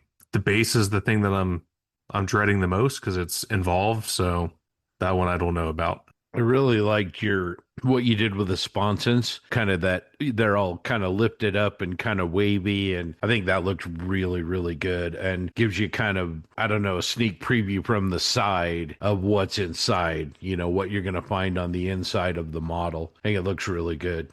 Yeah, it's just a shame you can't see any of it once it's all together. I am normally with a piece like this, I would glue the turret to the tank just to remove any possibility of it falling off during transport, but I feel like it can lock in enough. I'm probably going to leave the turret removable. It'll never be displayed that way. I have no intentions on ever taking it to a show and displaying it with the turret off. But that way, if anyone really, really wants to see the inside, sure, I'll pop the turret off. You still can't see much of the turret basket, which I'm kind of really disappointed in because it turned out really good because it's got that wire mesh around it, or the metal mesh, which they got rid of, I think like late 1943 or mid 1943, because it was dangerous to the crew because it was in the way when they're like trying to get out, try to bail out. But yeah, it's been fun. That's awesome. It's coming along, man. I can't wait to see it in person. It's going to be good. Well, what made me feel better is I went back last year, looked at my photos, and I was about at the same place with last year's project as I was, or actually I'm a little bit ahead because I don't think it's like August 25th last year when I had the first picture on my Lightroom app, because I don't really delete all my photos, of painting the inside engine compartment on Return to Sender. So I'm like 2 days ahead, which I feel pretty good about. But when I painted the inside of that engine compartment, the whole rest of the model was 100% done. It just needed to be glued together. Well, I think that was a pretty good update of our SMC builds and Doug's Falcon. Going to be cool to see how these kind of come across the finish line. And obviously, I think we all have plans this weekend to keep going. And especially Jensen, he's got the third wing and the fourth wing of the Air Force that need to come together this week. So I need to add something. Just so people know, I am not going to SMC. So no, I'm not going to have to figure out how to haul that thing across the Atlantic Ocean. I don't even know how you would. I mean, other than doing like what damn it, what's his name? The guy that builds the huge Bobble would buy a seat. Yeah, buy a plane ticket just to put your model in. Probably a bad time to tell you I've got the longest day Mark 9 Spitfire 172nd box in as well. Probably a bad time to say I brought that into the room as well. Oh my god, just shut up. Yeah. Don't even. I don't know who you are trying to kid. Myself. Look, this may sound mean, but I'll be surprised if one of those damn things actually makes it. One aircraft. That's too easy. If you bring one aircraft, all right, how about this? If you finish just two of them, one pair together, one pair, you finish one pair, I will buy you dinner, the dinner of your choice at any restaurant we go to. Instantly thinks of the Michelin star place. Like, that's it. That's already a done deal then. I can't wait for TJ to get a free dinner. Yeah. The reverse is you have to buy me dinner. No, that's fair. That everyone who's listening agree. Like you've all heard, that is a deal. One pair. This is the safest. Two fully built aircraft, weathered, painted, finished. This is the safest bet I've ever made. I feel very confident right now. I'm saving money. No chance. No chance. There's no way. You underestimate how slow you are? No, I'm not. No, how spiteful I can be. How many games did you finish that one time? You're like, I'm going to do 3. Okay, a 148th Tamiya F14 with all the aftermarket is a bit different than a 172nd scale 109. Apples and oranges. I feel like I'm in Morpheus in the Matrix when he looks at Neo and goes, "Show me," because I need you need to prove this. I am very excited to turn up with 6 172nd scale aircraft. Listeners, I'm sorry. I'm going to be smug. I'm going to be so. I want everyone to. I want everyone to approach me. We have to caveat this bet. They have to be done. Not you're still working on them or gluing landing gear on when we're like in an Airbnb or a hotel room. They have to, because all my has to be done before I get on an airplane. Yes. Everything has to be done. Finished in London. when we arrive. Oh yeah, no, they'll be finished before I step foot on that train in Preston. They'll be done. No. They'll be in their own No. little sealed God. container, No. finished. I can't wait No. until TJ gets a free dinner from you. No, I'd be excited as well, but it's not going to happen. you're delusional. I Absolutely am confident. delusional. I want people to be approaching me like, "Oh, so did you finish those?" I'll be like, "Not only did I finish 2, I finished an entire squadron." No Wow. chance. Wow. No chance. No And yes, TJ did buy me dinner and dessert and a I- clementine mimosa. I love you, man, but you have a traumatic brain injury. Maybe I got it. Did you fall down the steps at some point this morning? That's what I mean, I'm curious about. His blood sugar is definitely low. I mean, definitely. Yeah. Is this He's like probably a is this little like lightheaded. a Harry Potter situation? Do you have like one of those amulets that can like slow time or whatever? Is that what you're doing? I mean, Because I there's compare no myself way. to last year doing that barn and how late I started that. I feel all right. I feel 6 good. aircraft, you're saying? 6 tiny little baby aircraft. But the process is the same. You still need It- time for decals and No the decals. I'm lot. painting all my markings. do you have So- the masks? I've already made them.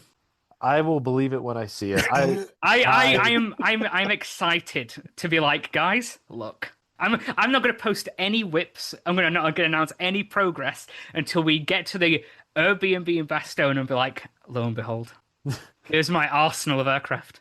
We should put a poll on the posse. Listeners, Oh, everyone's going to be like, not a chance. No one will have faith in me whatsoever. I mean, Poly Market says this is not happening. I would love to be wrong. I would absolutely Yeah. love it. I just Same. don't think that I'm gonna be. Just give us one. Oh, that's that. No, I will give you a plethora of aircraft. Zero chance. wow. Zero. Okay. 0. All right, You'll everybody see. heard it. Episode Nah. 122. You're high. I'm high on You sit- motivation, my friend. You sit on a throne of lies. That's what's happening here. You smell like beef and cheese. Cool. Well, I'm hoping it happens. Like JB said, it'd be awesome. Let's do it. Come on, you got this, Jensen. Oh, it's going to happen. It's going to be marvelous. It's going to be absolutely fantastic.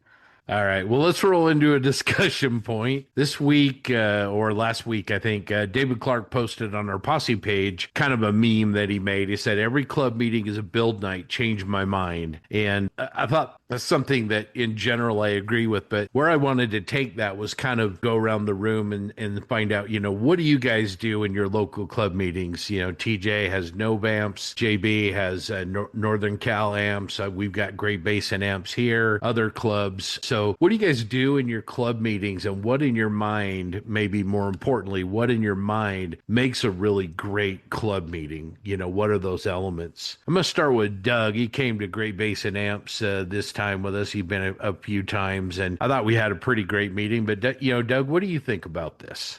Well, the meeting we had the other night was different than most that I've been to, and it was actually the most enjoyable one we've had, because all we did, other than having a 2-minute talk about upcoming plans, we just all talked. We had our kits there that we wanted to work on, or things in process. I had my Falcon, and we just asked people questions. People would come up and ask you about what you were doing, and I would ask them questions. We would talk about things we were working on, and it was just a talk session. And honestly, I don't know these guys very well, but I got to know them more in this meeting than any meeting I've been to previously. And so that to me, if we were working on kits, that would have been fine too. But this one was actually more enjoyable than anyone I've been to yet. Yeah, I'd agree with you. I liked it. People were almost kind of like unofficially, there was no order established, but moving from table to table, from person to person, and asking one of the guys, George, he's a good guy. He brought the 16th scale M4A1 from iHeart Kit. And we were looking at that. That's about halfway done. And he also had the Super Blitz Jagd Panther that he brought, and we could check that out. And that looked like a pretty good kit, and on and on and on. But yeah, I really liked it. It was a little bit laid back, and we've been in Great Basin Amps. We've been, Brandon's a great president, and we've been kind of evolving to more and more of actually build your models and kind of more of that rather than sort of the traditional show and tell format, which I think gets a little tired. I also think a big part of a great club meeting is Doug and I on the way up, we stopped and got a great sandwich on the way, had a little bit of dinner. I think that's always fun, whether it's before or after, to kind of do that. I think that helps make a great club meeting as well. But anyway, TJ, what about you? What do you guys do at Novamp? So what makes a great club meeting? Well, I've kind of mentioned it before, and at least I feel like I have. But David's post it did resonate with me a little bit. But like I said in my response to it, it is different strokes for different folks. Not everyone likes build meetings. I personally don't understand why. I think they're really fun, and I think some of the reasons were, I don't know, kind of BS. Like, oh, I can't do good enough work if I'm at a build meeting. Like, okay, like, cool. Bring something else to work on. I don't bring every project, like my real projects, I don't bring with me, but I'll bring something to work on while I'm there. I have stuff that I just don't care as much about that I want to build for fun. That's also easy. I'm not bringing a full scratch project to build at my club meeting. Like, that's on you, dude. If so, whatever. That aside, yeah, like, we started our club, me and Pat Brown and Jackson and Jeff Feller, when we started our AMPS club, that was like immediate. We're like, we don't want to do, like, I don't want to go, like, who wants to sit through like a business talk at a effing model club meeting? Like, no one cares. And when I used to go to our IPMS club here, it's like, why are we sitting through an hour of this nonsense? Like, I just don't care. And why does everyone here care about any of this? Like, this isn't why I build models, to know about business, like, for a freaking model club. And that's why I stopped going. And it was on the weekdays. So our rules, our founding principles were no business nonsense and weekend afternoons. Some people, that doesn't work for some people, but I feel like most people that work 9 to 5s have off on the weekend. I know I do, and everyone else does. That really comes to our club. And that's kind of what we decided. So that is kind of selfish on my part, because I wake up early. I'm not staying out till 10 o'clock. Like, the IPMS meeting started at like 8 and went to like 10, and it was 45 minutes from my house. I'm not getting home at almost midnight on a work night when I have to wake up at 4 o'clock in the morning to go work all day. A lot of these guys in that club were retired or didn't have to wake up at the crack of dawn for their jobs because they had office jobs or whatever. That just didn't work for me. So when we made our club, those are my rules. I'm like, hey, if we're going to do this, this is what we're going to do. Because if it's on the weeknights, I'm not going. Just not going to happen. Unless it's at my house, which I don't want. So, yeah, that's what makes a good meeting for me.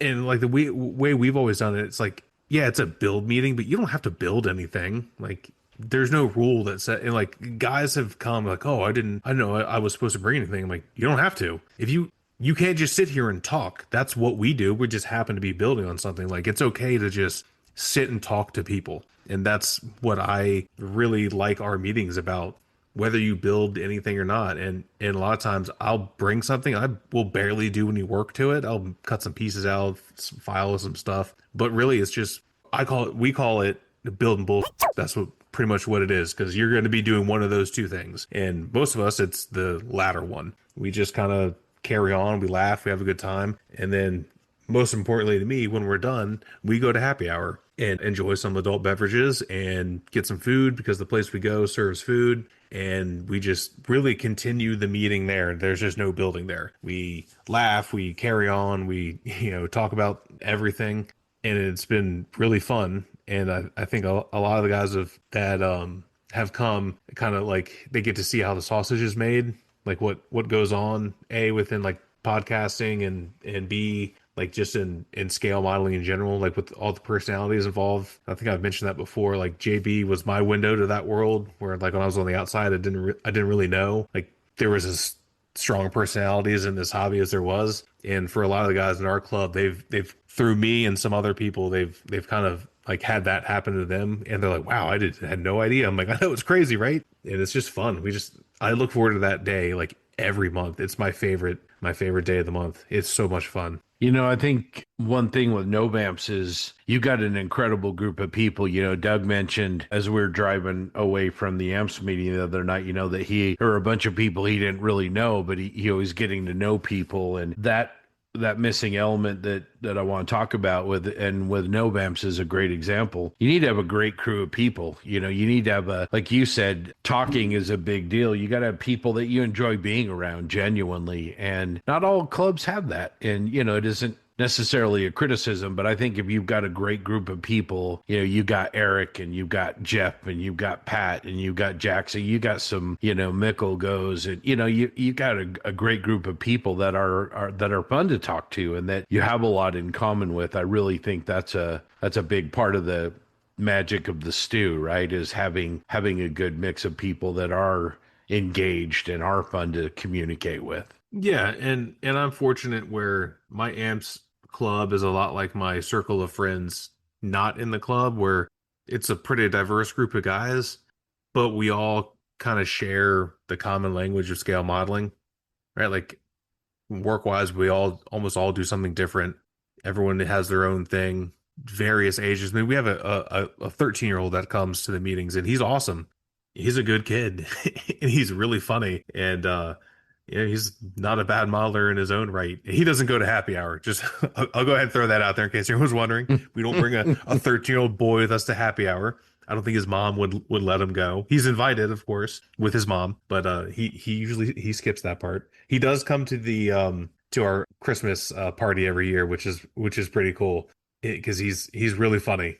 But yeah, I don't know. It's really cool just to sit down and talk to people. I feel like face to face, you know what I mean? Like as much as I enjoy online interactions and I've made a lot of friends, online through social media in general, but sitting down and talking to people face to face, it's great. It's so good. I love it. And that to me, that's what makes a good meeting is good people that, you can get along with and share the common love of building scale models. Yeah, absolutely. I was going to go to Jensen next, but he's doing plus we have an AMPS master. We have AMPS master Jeff Feller in our club, so absolutely. No one else can say that. Well, Dr. Taylor, how's the finger? Any signs of infection? No, we're good. Yeah. I sliced my finger on a mandolin when I was doing some potatoes earlier, so that was nice. On a mandolin when you were slicing potatoes? Yes. Oh, so really off topic. I know I'm going to be corrected this because it's technically not a lasagna, but I'm making a lasagna with potato rather than pasta sheets, which is technically a Greek dish called moussaka, similar-ish. But I was using a mandolin to slice the potatoes, and I got a little bit too close. Okay. Yeah. All right. So model clubs. Okay, so I'm going to be a bit of a contrarian. What's new? If it's not me, it's TJ. I don't like them. Actually, that's a lie.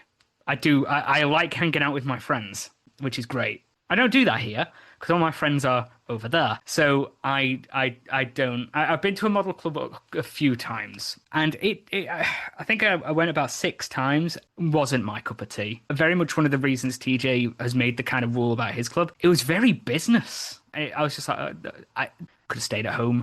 I mean, in the nicest way. There was nothing that made me think like, oh yeah, I'm so excited to go to the club. Like honestly, I'd love, for example, to be a part of like TJ's club. I know I know a lot of people who go to it, and like you can sit down and build, and like it's that social aspect I would love for those little modeling jobs that are really tedious, like cleaning up road wheels. I can't be arsed, but if I'm in an environment around my friends where we can just chat and have a laugh whilst doing it, that'd make life so much easier. But I'm also really I have like the smallest social battery ever. I charge it up all year round for my like 2 trips a year where I see all these guys. I use up all my battery then I come home and like, I'm fine with not seeing humans again for another 6 months. It's fine. I'm good with that. So that's just me like being the youngest grumpy old man ever. I'm not hugely social.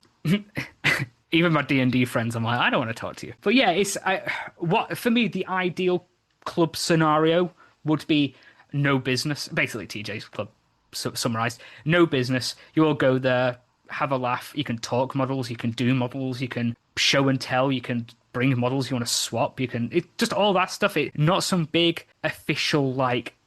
Yeah, like some clubs are really stuffy and stiff and very like, here is the structure of the show. We have news at 7. It's like, okay, this isn't fun. This has it feels like work. Don't like it. So a relaxed environment where you can literally do anything you want. Doesn't even need to be modeling related. You can go there, socialize, talk to your friends, and have a great time. Yeah, that's all it'd be. That's what I'd love. Unfortunately, that's not what I can have, or not what we do around here. Before anyone says, no, I'm not going to start my own club. I don't like people. That's a joke. Cut that out. Oh, no, it's staying in there. Jensen Taylor, curmudgeon. Yeah. He's like, goes to all these shows. Don't approach him. That's right. You need a meter for your battery. Well, let's wrap up with the one, the only Mr. John Bonani, who is not a curmudgeon and has a larger, I think, social battery, it's safe to say, than Mr. Taylor does. What do you think, John? What makes a great club meeting, and what do you like about your local club? Yeah, it's like TJ said, different strokes for different folks, because growing up, I went to 2 club meetings a month. I went to IPMS Three Rivers in Pittsburgh and then the Shenango Valley Area Scale Modelers. And both club meetings were polar opposites of what clubs are today that I go to. So back then, and even today, they still hold the same format, I believe. There's actually no building. You come to the meeting, especially Three Rivers, it's very much a social hang, a lot of social discussions, and there's show and tell. And then typically one member he has a distributor license, and he'll bring the latest and greatest stuff to sell or have orders for people. So even though it's, the business function is like minutia, and the minutia business is like, okay, we have, this upcoming show and anything else relevant to members if they want to join in. And then a bulk of the meeting is just BSing. The only thing missing is building. But, people get together, there's couches there, they all just chill. And it honestly reminds me if you just go over somebody's basement and hang out. And then there's a table there where it's show and tell, where it's like stuff in progress, finished stuff, go around the room, chat about it in a formal setting. Air quotes. And that was very similar to Shenango's as well. And then typically maybe there's a presentation if somebody wants to show a technique, or, there's pictures from a local show. I remember actually for Shenango growing up, we would do slide presentations. Like if we went to a local show, took a bunch of pictures, we would show slides from like the Nats or a local show. But yeah, so that's one way to do it. And I think that's successful in that regard. Like, some people just want to hang out and chat and don't want to build. And then on the other side, you look at Northern Colorado that Mark Bradley hosts, and it's much more building. And same with IPMS Commies hosted at Colpar. There's like no business talk. It's just pure building, bullshitting, and having a good time. So yeah, I don't think there's a right answer. I certainly agree with TJ. I'm not going to be painting chips on a tank that I've spent 80 hours already on. If I go to a club meeting, and Jensen kind of picked it out too, it's like I'll clean road wheels, I'll do some menial task, and then just use that as a way to like kill 2 birds with 1 stone. You're engaging with your fellow modelers, and then you're doing some menial work, and then also there's show and tell there as well. And you bring your finished work, bring in progress stuff that you're not working on, chat about it with the guys. So even though there's 2 wildly different formats of show, it all anchors on social stuff, especially like the Three Rivers guys. Even though they're not building, a lot of the show is just chatting, or I should say the meeting is just chatting and catching up. You haven't had that conversation with the individual in a month. So, you're just catching up and talking about models. So I agree. Like the notion that I can't build it model meetings because I don't do high quality work there. Yeah, I'm calling BS. Like you're just being a jerk to be a jerk, I think, in that case. There's, to have that kind of attitude I think is very narrow-minded. I think, there's always an opportunity to do some scale modeling. And if you don't want to build, that's fine. Just go hang out. And if you don't want to hang out and don't want to build, then stay home. I think that's okay. Club meetings are all different flavors. And if you don't like that flavor, you don't have to participate. But to kind of crap on how clubs are doing it and it doesn't suit your style, okay, great. That's why it's a club. That's why there's many members. And if you don't want to do that, cool. You can stay home, post on weathered models, do whatever you want. And that's okay. But, there's a lot of people out there that have fun and in a way they engage their friends. I mean, you look at pictures from TJ's Novamps. I mean, there's a lot of dudes with a lot of toolboxes having fun around that table. And if it's not for you, cool. But if it is, lean in, go to it, have some fun and strike up that conversation. Take a risk. It's all about risk taking too for individuals that have never done this. And yeah, just go for it. Different strokes for different folks. There's no right answer. I know it always goes down to it depends. But no, in all seriousness, if you want to go and build a model, no one says like, at IPMS Three Rivers, I bet if somebody showed up with a model and started building it, no one would care and be like, oh, okay, cool. They brought a model to build. So it's super flexible. And some people go to build meetings that just hang out, and that's okay too. So I think bottom line, it's all anchored on social and just go and chat. That's like the bare minimum threshold. Yeah, it's a great perspective. Agree with that 100%. Listeners out there, post on the posse. What does your local club do? Do you guys have a very structured format or a very loose format? And what makes a great club meeting in your area? Let us know.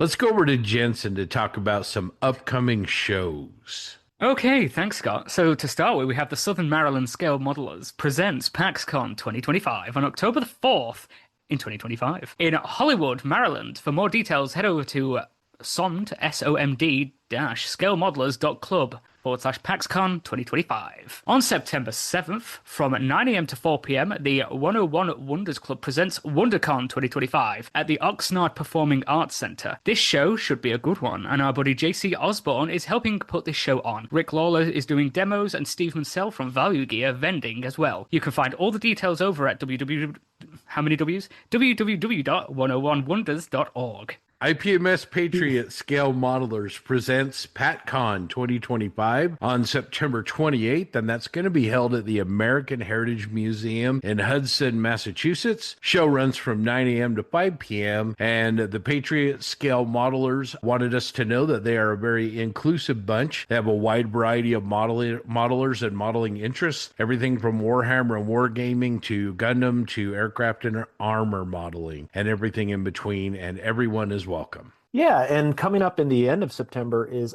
the IPMS Region 6 Regional Convention, aka RockCon. That's held at the Jacksonville Community Center, 5 Municipal Drive, Jacksonville, Arkansas. And it is Friday to Saturday on the 26th and 27th.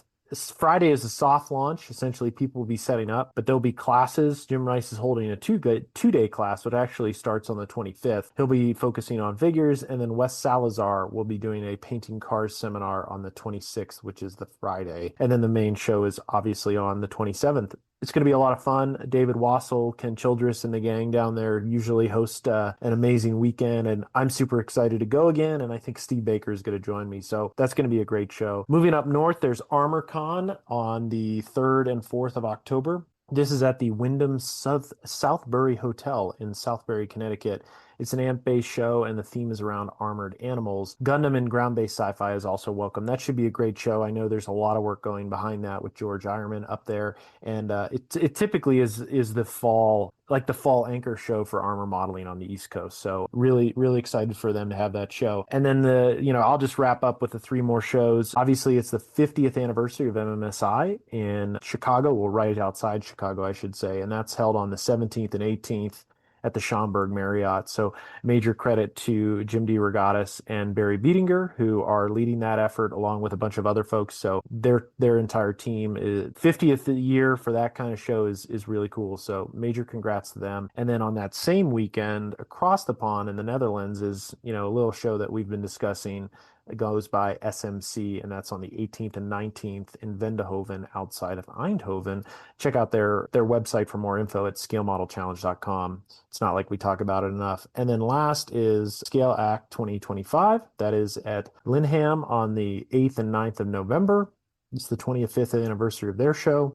And you can find more information at actsms.asn.au/scaleact-25. So that should be a great show. And at some point, we'll make it down under for it. I'm going to keep rolling hot, and we're going to go right into the posse group build. This one is, again, the summer has been aggressive towards some of us and taken our time away from the bench, but super stoked to share more information about the AK 35th scale truck build sponsored by Microworld Games. Angel is an amazing guy, and same with AK, and they've done a wonderful job getting us those kits, and we're certainly all working on them. It's been really great. We are closing in on the finish line, which is at the end of the month. And so far, we've had some really great work done by Cody Kaczynski, Mark Bradley, Ian Bonner, and a couple others. Really, really great work being done. I'll just keep rolling hot here. The status of mine, my truck is done. I'll post some photos this week of it. I went with a 3-tone NATO scheme. It was a really fun build, really quick and straightforward. The painting, I took a lot longer than I expected to, but I'm really happy and satisfied with it. I used AK Real Colors for the NATO scheme, And then I kind of junked it up and put a lot of stuff in it. So I have water bottles. I'm actually pretty happy. I printed out some modeling magazines, and those are sitting on the front seat, and they're cover articles from all my friends. So there's one from Doc Anderson with his EBR. There's one from Jensen with his ambulance, and then TJ's Sherman. So those are on the front seat. I got a Coca-Cola can, a couple bottles of water. The interior's pretty beat up. Even at the wheel, or I should say at the foot area, on the passenger side, there's a bunch of crumpled up Coke cans that I 3D printed. And then in the bed, there's a ladder, there's a bunch of cinder blocks.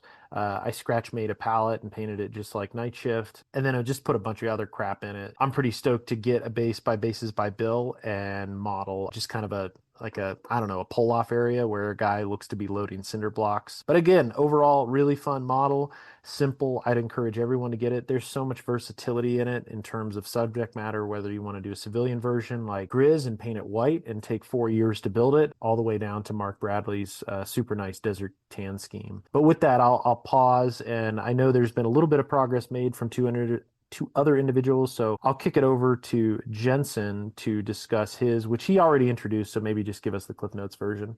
Yeah, nice one. So I think last time I discussed the build was 99% done. Pretty much it's all together now. It's been base coated in NATO green, which is the same color as the interior. It's faded down a bit. It's quite bleached.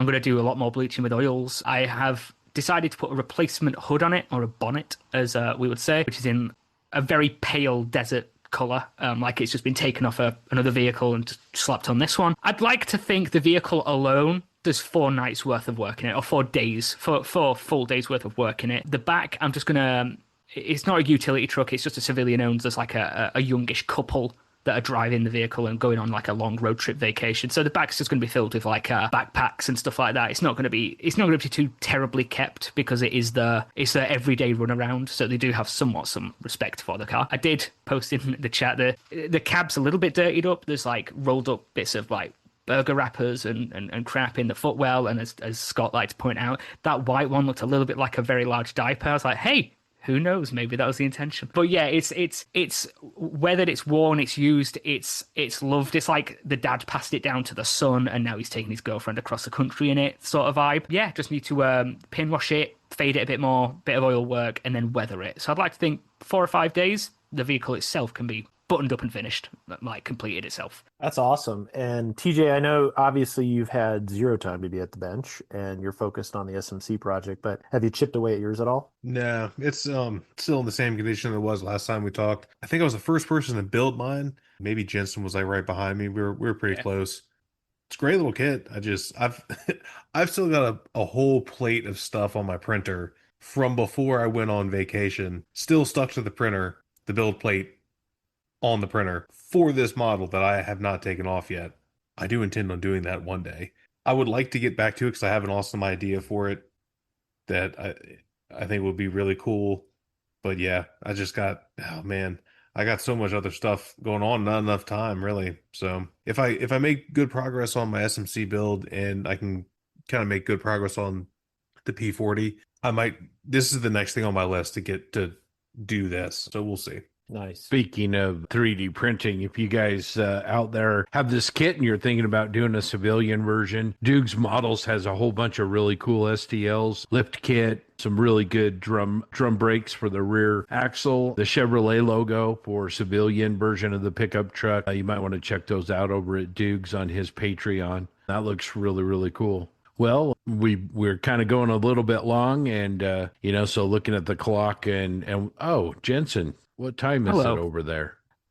It's time for Jensen to persuade you into buying some merchandise. Welcome to Jensen ASMR. Now's the time I convince you to buy some absolutely dashing merchandise. Do you want to look sexy? Do you want to look good? Do you want to look presentable at the next model show you attend? Absolutely you do. Please. No, not please. You will buy our merch. You will head over to loungetrousers.com. You will put in your card details. You will fill up your basket. And you will treat yourself to some dashing goodies. That's an order. Do it now. I'm not doing that ever again. It's a kid show, man.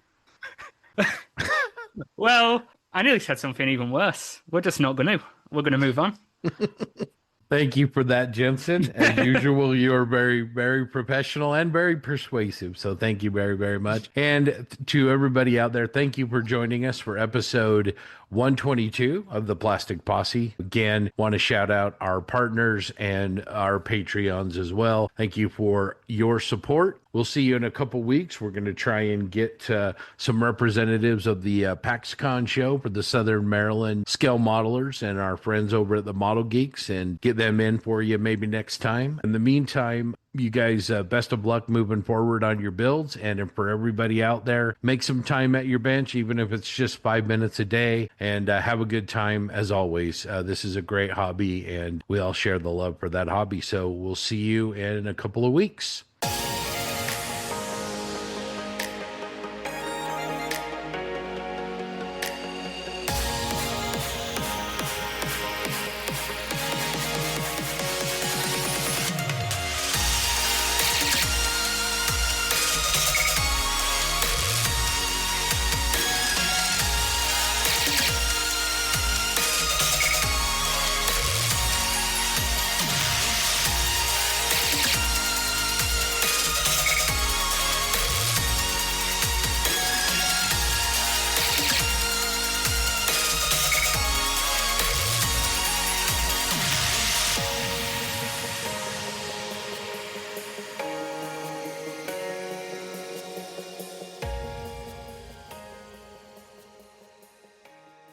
One of the ways that you can help support the Plastic Posse is become a Plastic Posse Outrider. If you want to become a Plastic Posse Outrider, it's easy. Just join our Patreon page wearing your famous lounge trousers. Just go to the page, as I mentioned. It's a Patreon. It's pretty easy. Just / Plastic Posse Podcast, no spaces, and set up a recurring donation there. These contributions help offset the cost to bring you the posse. There are 3 different tiers of support, starting at just $1 a month. There are some great benefits to being an Outrider, like early access to the podcast, premium access to the host, chance to appear on the podcast, and exclusive PPP content and social media events at show, along with some merch that we've been handing out. Let's recognize our amazing deputy marshals. These loyal contributors support what the posse does, and we genuinely appreciate each and every one of you, and they are, in no particular order: Ryan Smith, Elmo Squadron, Model Fiesta, Curtis Towers, Winston Gould, The Quiet Corner Modeler, Daryl Miller, Rob Booth, David Clark, Richard Lane, Robbie Knopfs, Wesley Becker, Eric Dalglish, David Wassel, Matt Tutman, Lynn Fellon, Zach Pease, Brett Marcan, Greg Williams, Nick Wolf, Brian Clark, Sean Earl, Black Hat Scale Models, Craig Jarbo, Red Beach One Studios, James Brando, Mike Norris, Stephen Rodwell, Rick Cooper, Eric Ravina, John Hale, Eric Kane, Logan Hansen, Paul Burdett, Tim Gidcombe, Dan Newman, Robert Blocker, Tyler Moore, Derek Post, Craig Flynn, Kenneth Childress, Drew Gardner, Scott Hall, Frank Perrone, Jeremy Dylan, Terry Wilkinson, Chris Lovewell, Andrew Callis, Ethan Idmill, Steve Baker, Patrick Brown, Jay Kidd, Brandon Gentry, Lee Fogel, Robert Klein, Mark Ewing, Toadman, Model Doc, Doug Reed, Greg James, Les Procala, John Everett, Uncle Buck, Mark Bradley, Eric Brubaker, Jeremy Moore, DB Scale Model Studio, Jeremy Elliott, Mike Talley, Previous Seat, Mediocre Middle-Aged Modeler, Dan Knopfel, and JC Osborne. Let's not forget our posse foreman. This crew is made up of posse outriders who give the deputy marshals a hand, and we also thank them for their support. Tyler, the voice of Bob, happy birthday. Aussie Modeler, Graham, Keith, Dwayne, AK Armour, Bill, JAK, Jack, Casey, Teresa, Raphael, Russ, Stephen, Mikkel, Lavar, Gil, Mike, Michael, Steve, Scott, Emery, The Krieger, William, Jeff, Eddie, Ross, Warhoff Models, G. Baker, Tom Stuff, Crazy Loca, Len, Cliff, Damien, Cody, Nukeman Mike, Paul, What's the Deal with iBones Models, Mr. Grizz, Jackson, Joel, Chris, Jamie, MD Models, Papa Steve Monsell, JV, Eric, Matthew, and David. And of course, our $1 and free Posse Outriders. Thanks to all of you.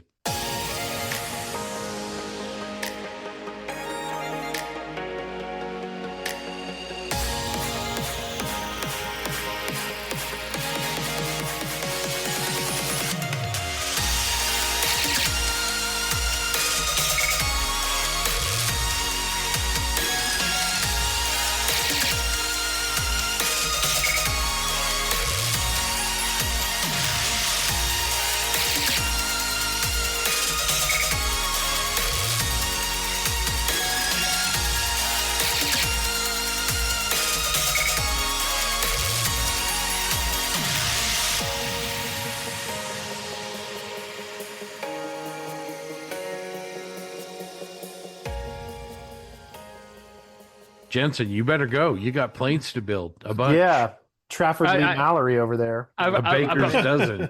I've got planes to build. Well, actually, if there's food involved, I'm going to do a bet. But also, I've got a lasagna to cook. But it's actually already cooked. No way you're going to finish these. I love you, but I love you too. Happen. Again, my level of spite is unchallenged. I am we know this. But it's gonna happen. I don't think so. So I've already forgotten. The bet was 2 full complete, weren't it? Yeah, and that's 2 more than you'll do. Okay. That's just not true. Part of me's like, are you doing this to just make me more determined to do it, or do you genuinely believe me that way? I'm both. Yeah, it's both. Yeah, it's both. Yes. I can't even speak, never mind build models. They'll get done, I'll put them on the table, and you'll be like, oh my god, they're actually quite good. To see what you can do when... So. No, your models are good. You just don't do them. Build any of build them. Models. All my time is mine. It is! It is going to happen. 100% not. All right. I don't believe you. One finished pair, all the way done, ready to go on the table. No off-gassing. Yep, they will be... No, they can be off-gassing. That's fine. As long as they're done. They have to be done. They have to be 100% done. Does that include a base? Yeah, it's got to be done, man. The base is the easy part. Yeah, I don't want to do like a... He's already trying to backtrack. No, it's like, I'm fine with a base, but when it comes to aircraft, I don't want to do like a scene base. I just want to put it on a nice piece of wood. That's fine. Well, obviously, I'm bringing the base for you if you order it from Bases by Bill. Which I'm doing this week, coming up. Yeah, that's fine. You said you got good ability to do this during the recording. Use your You got words. signs.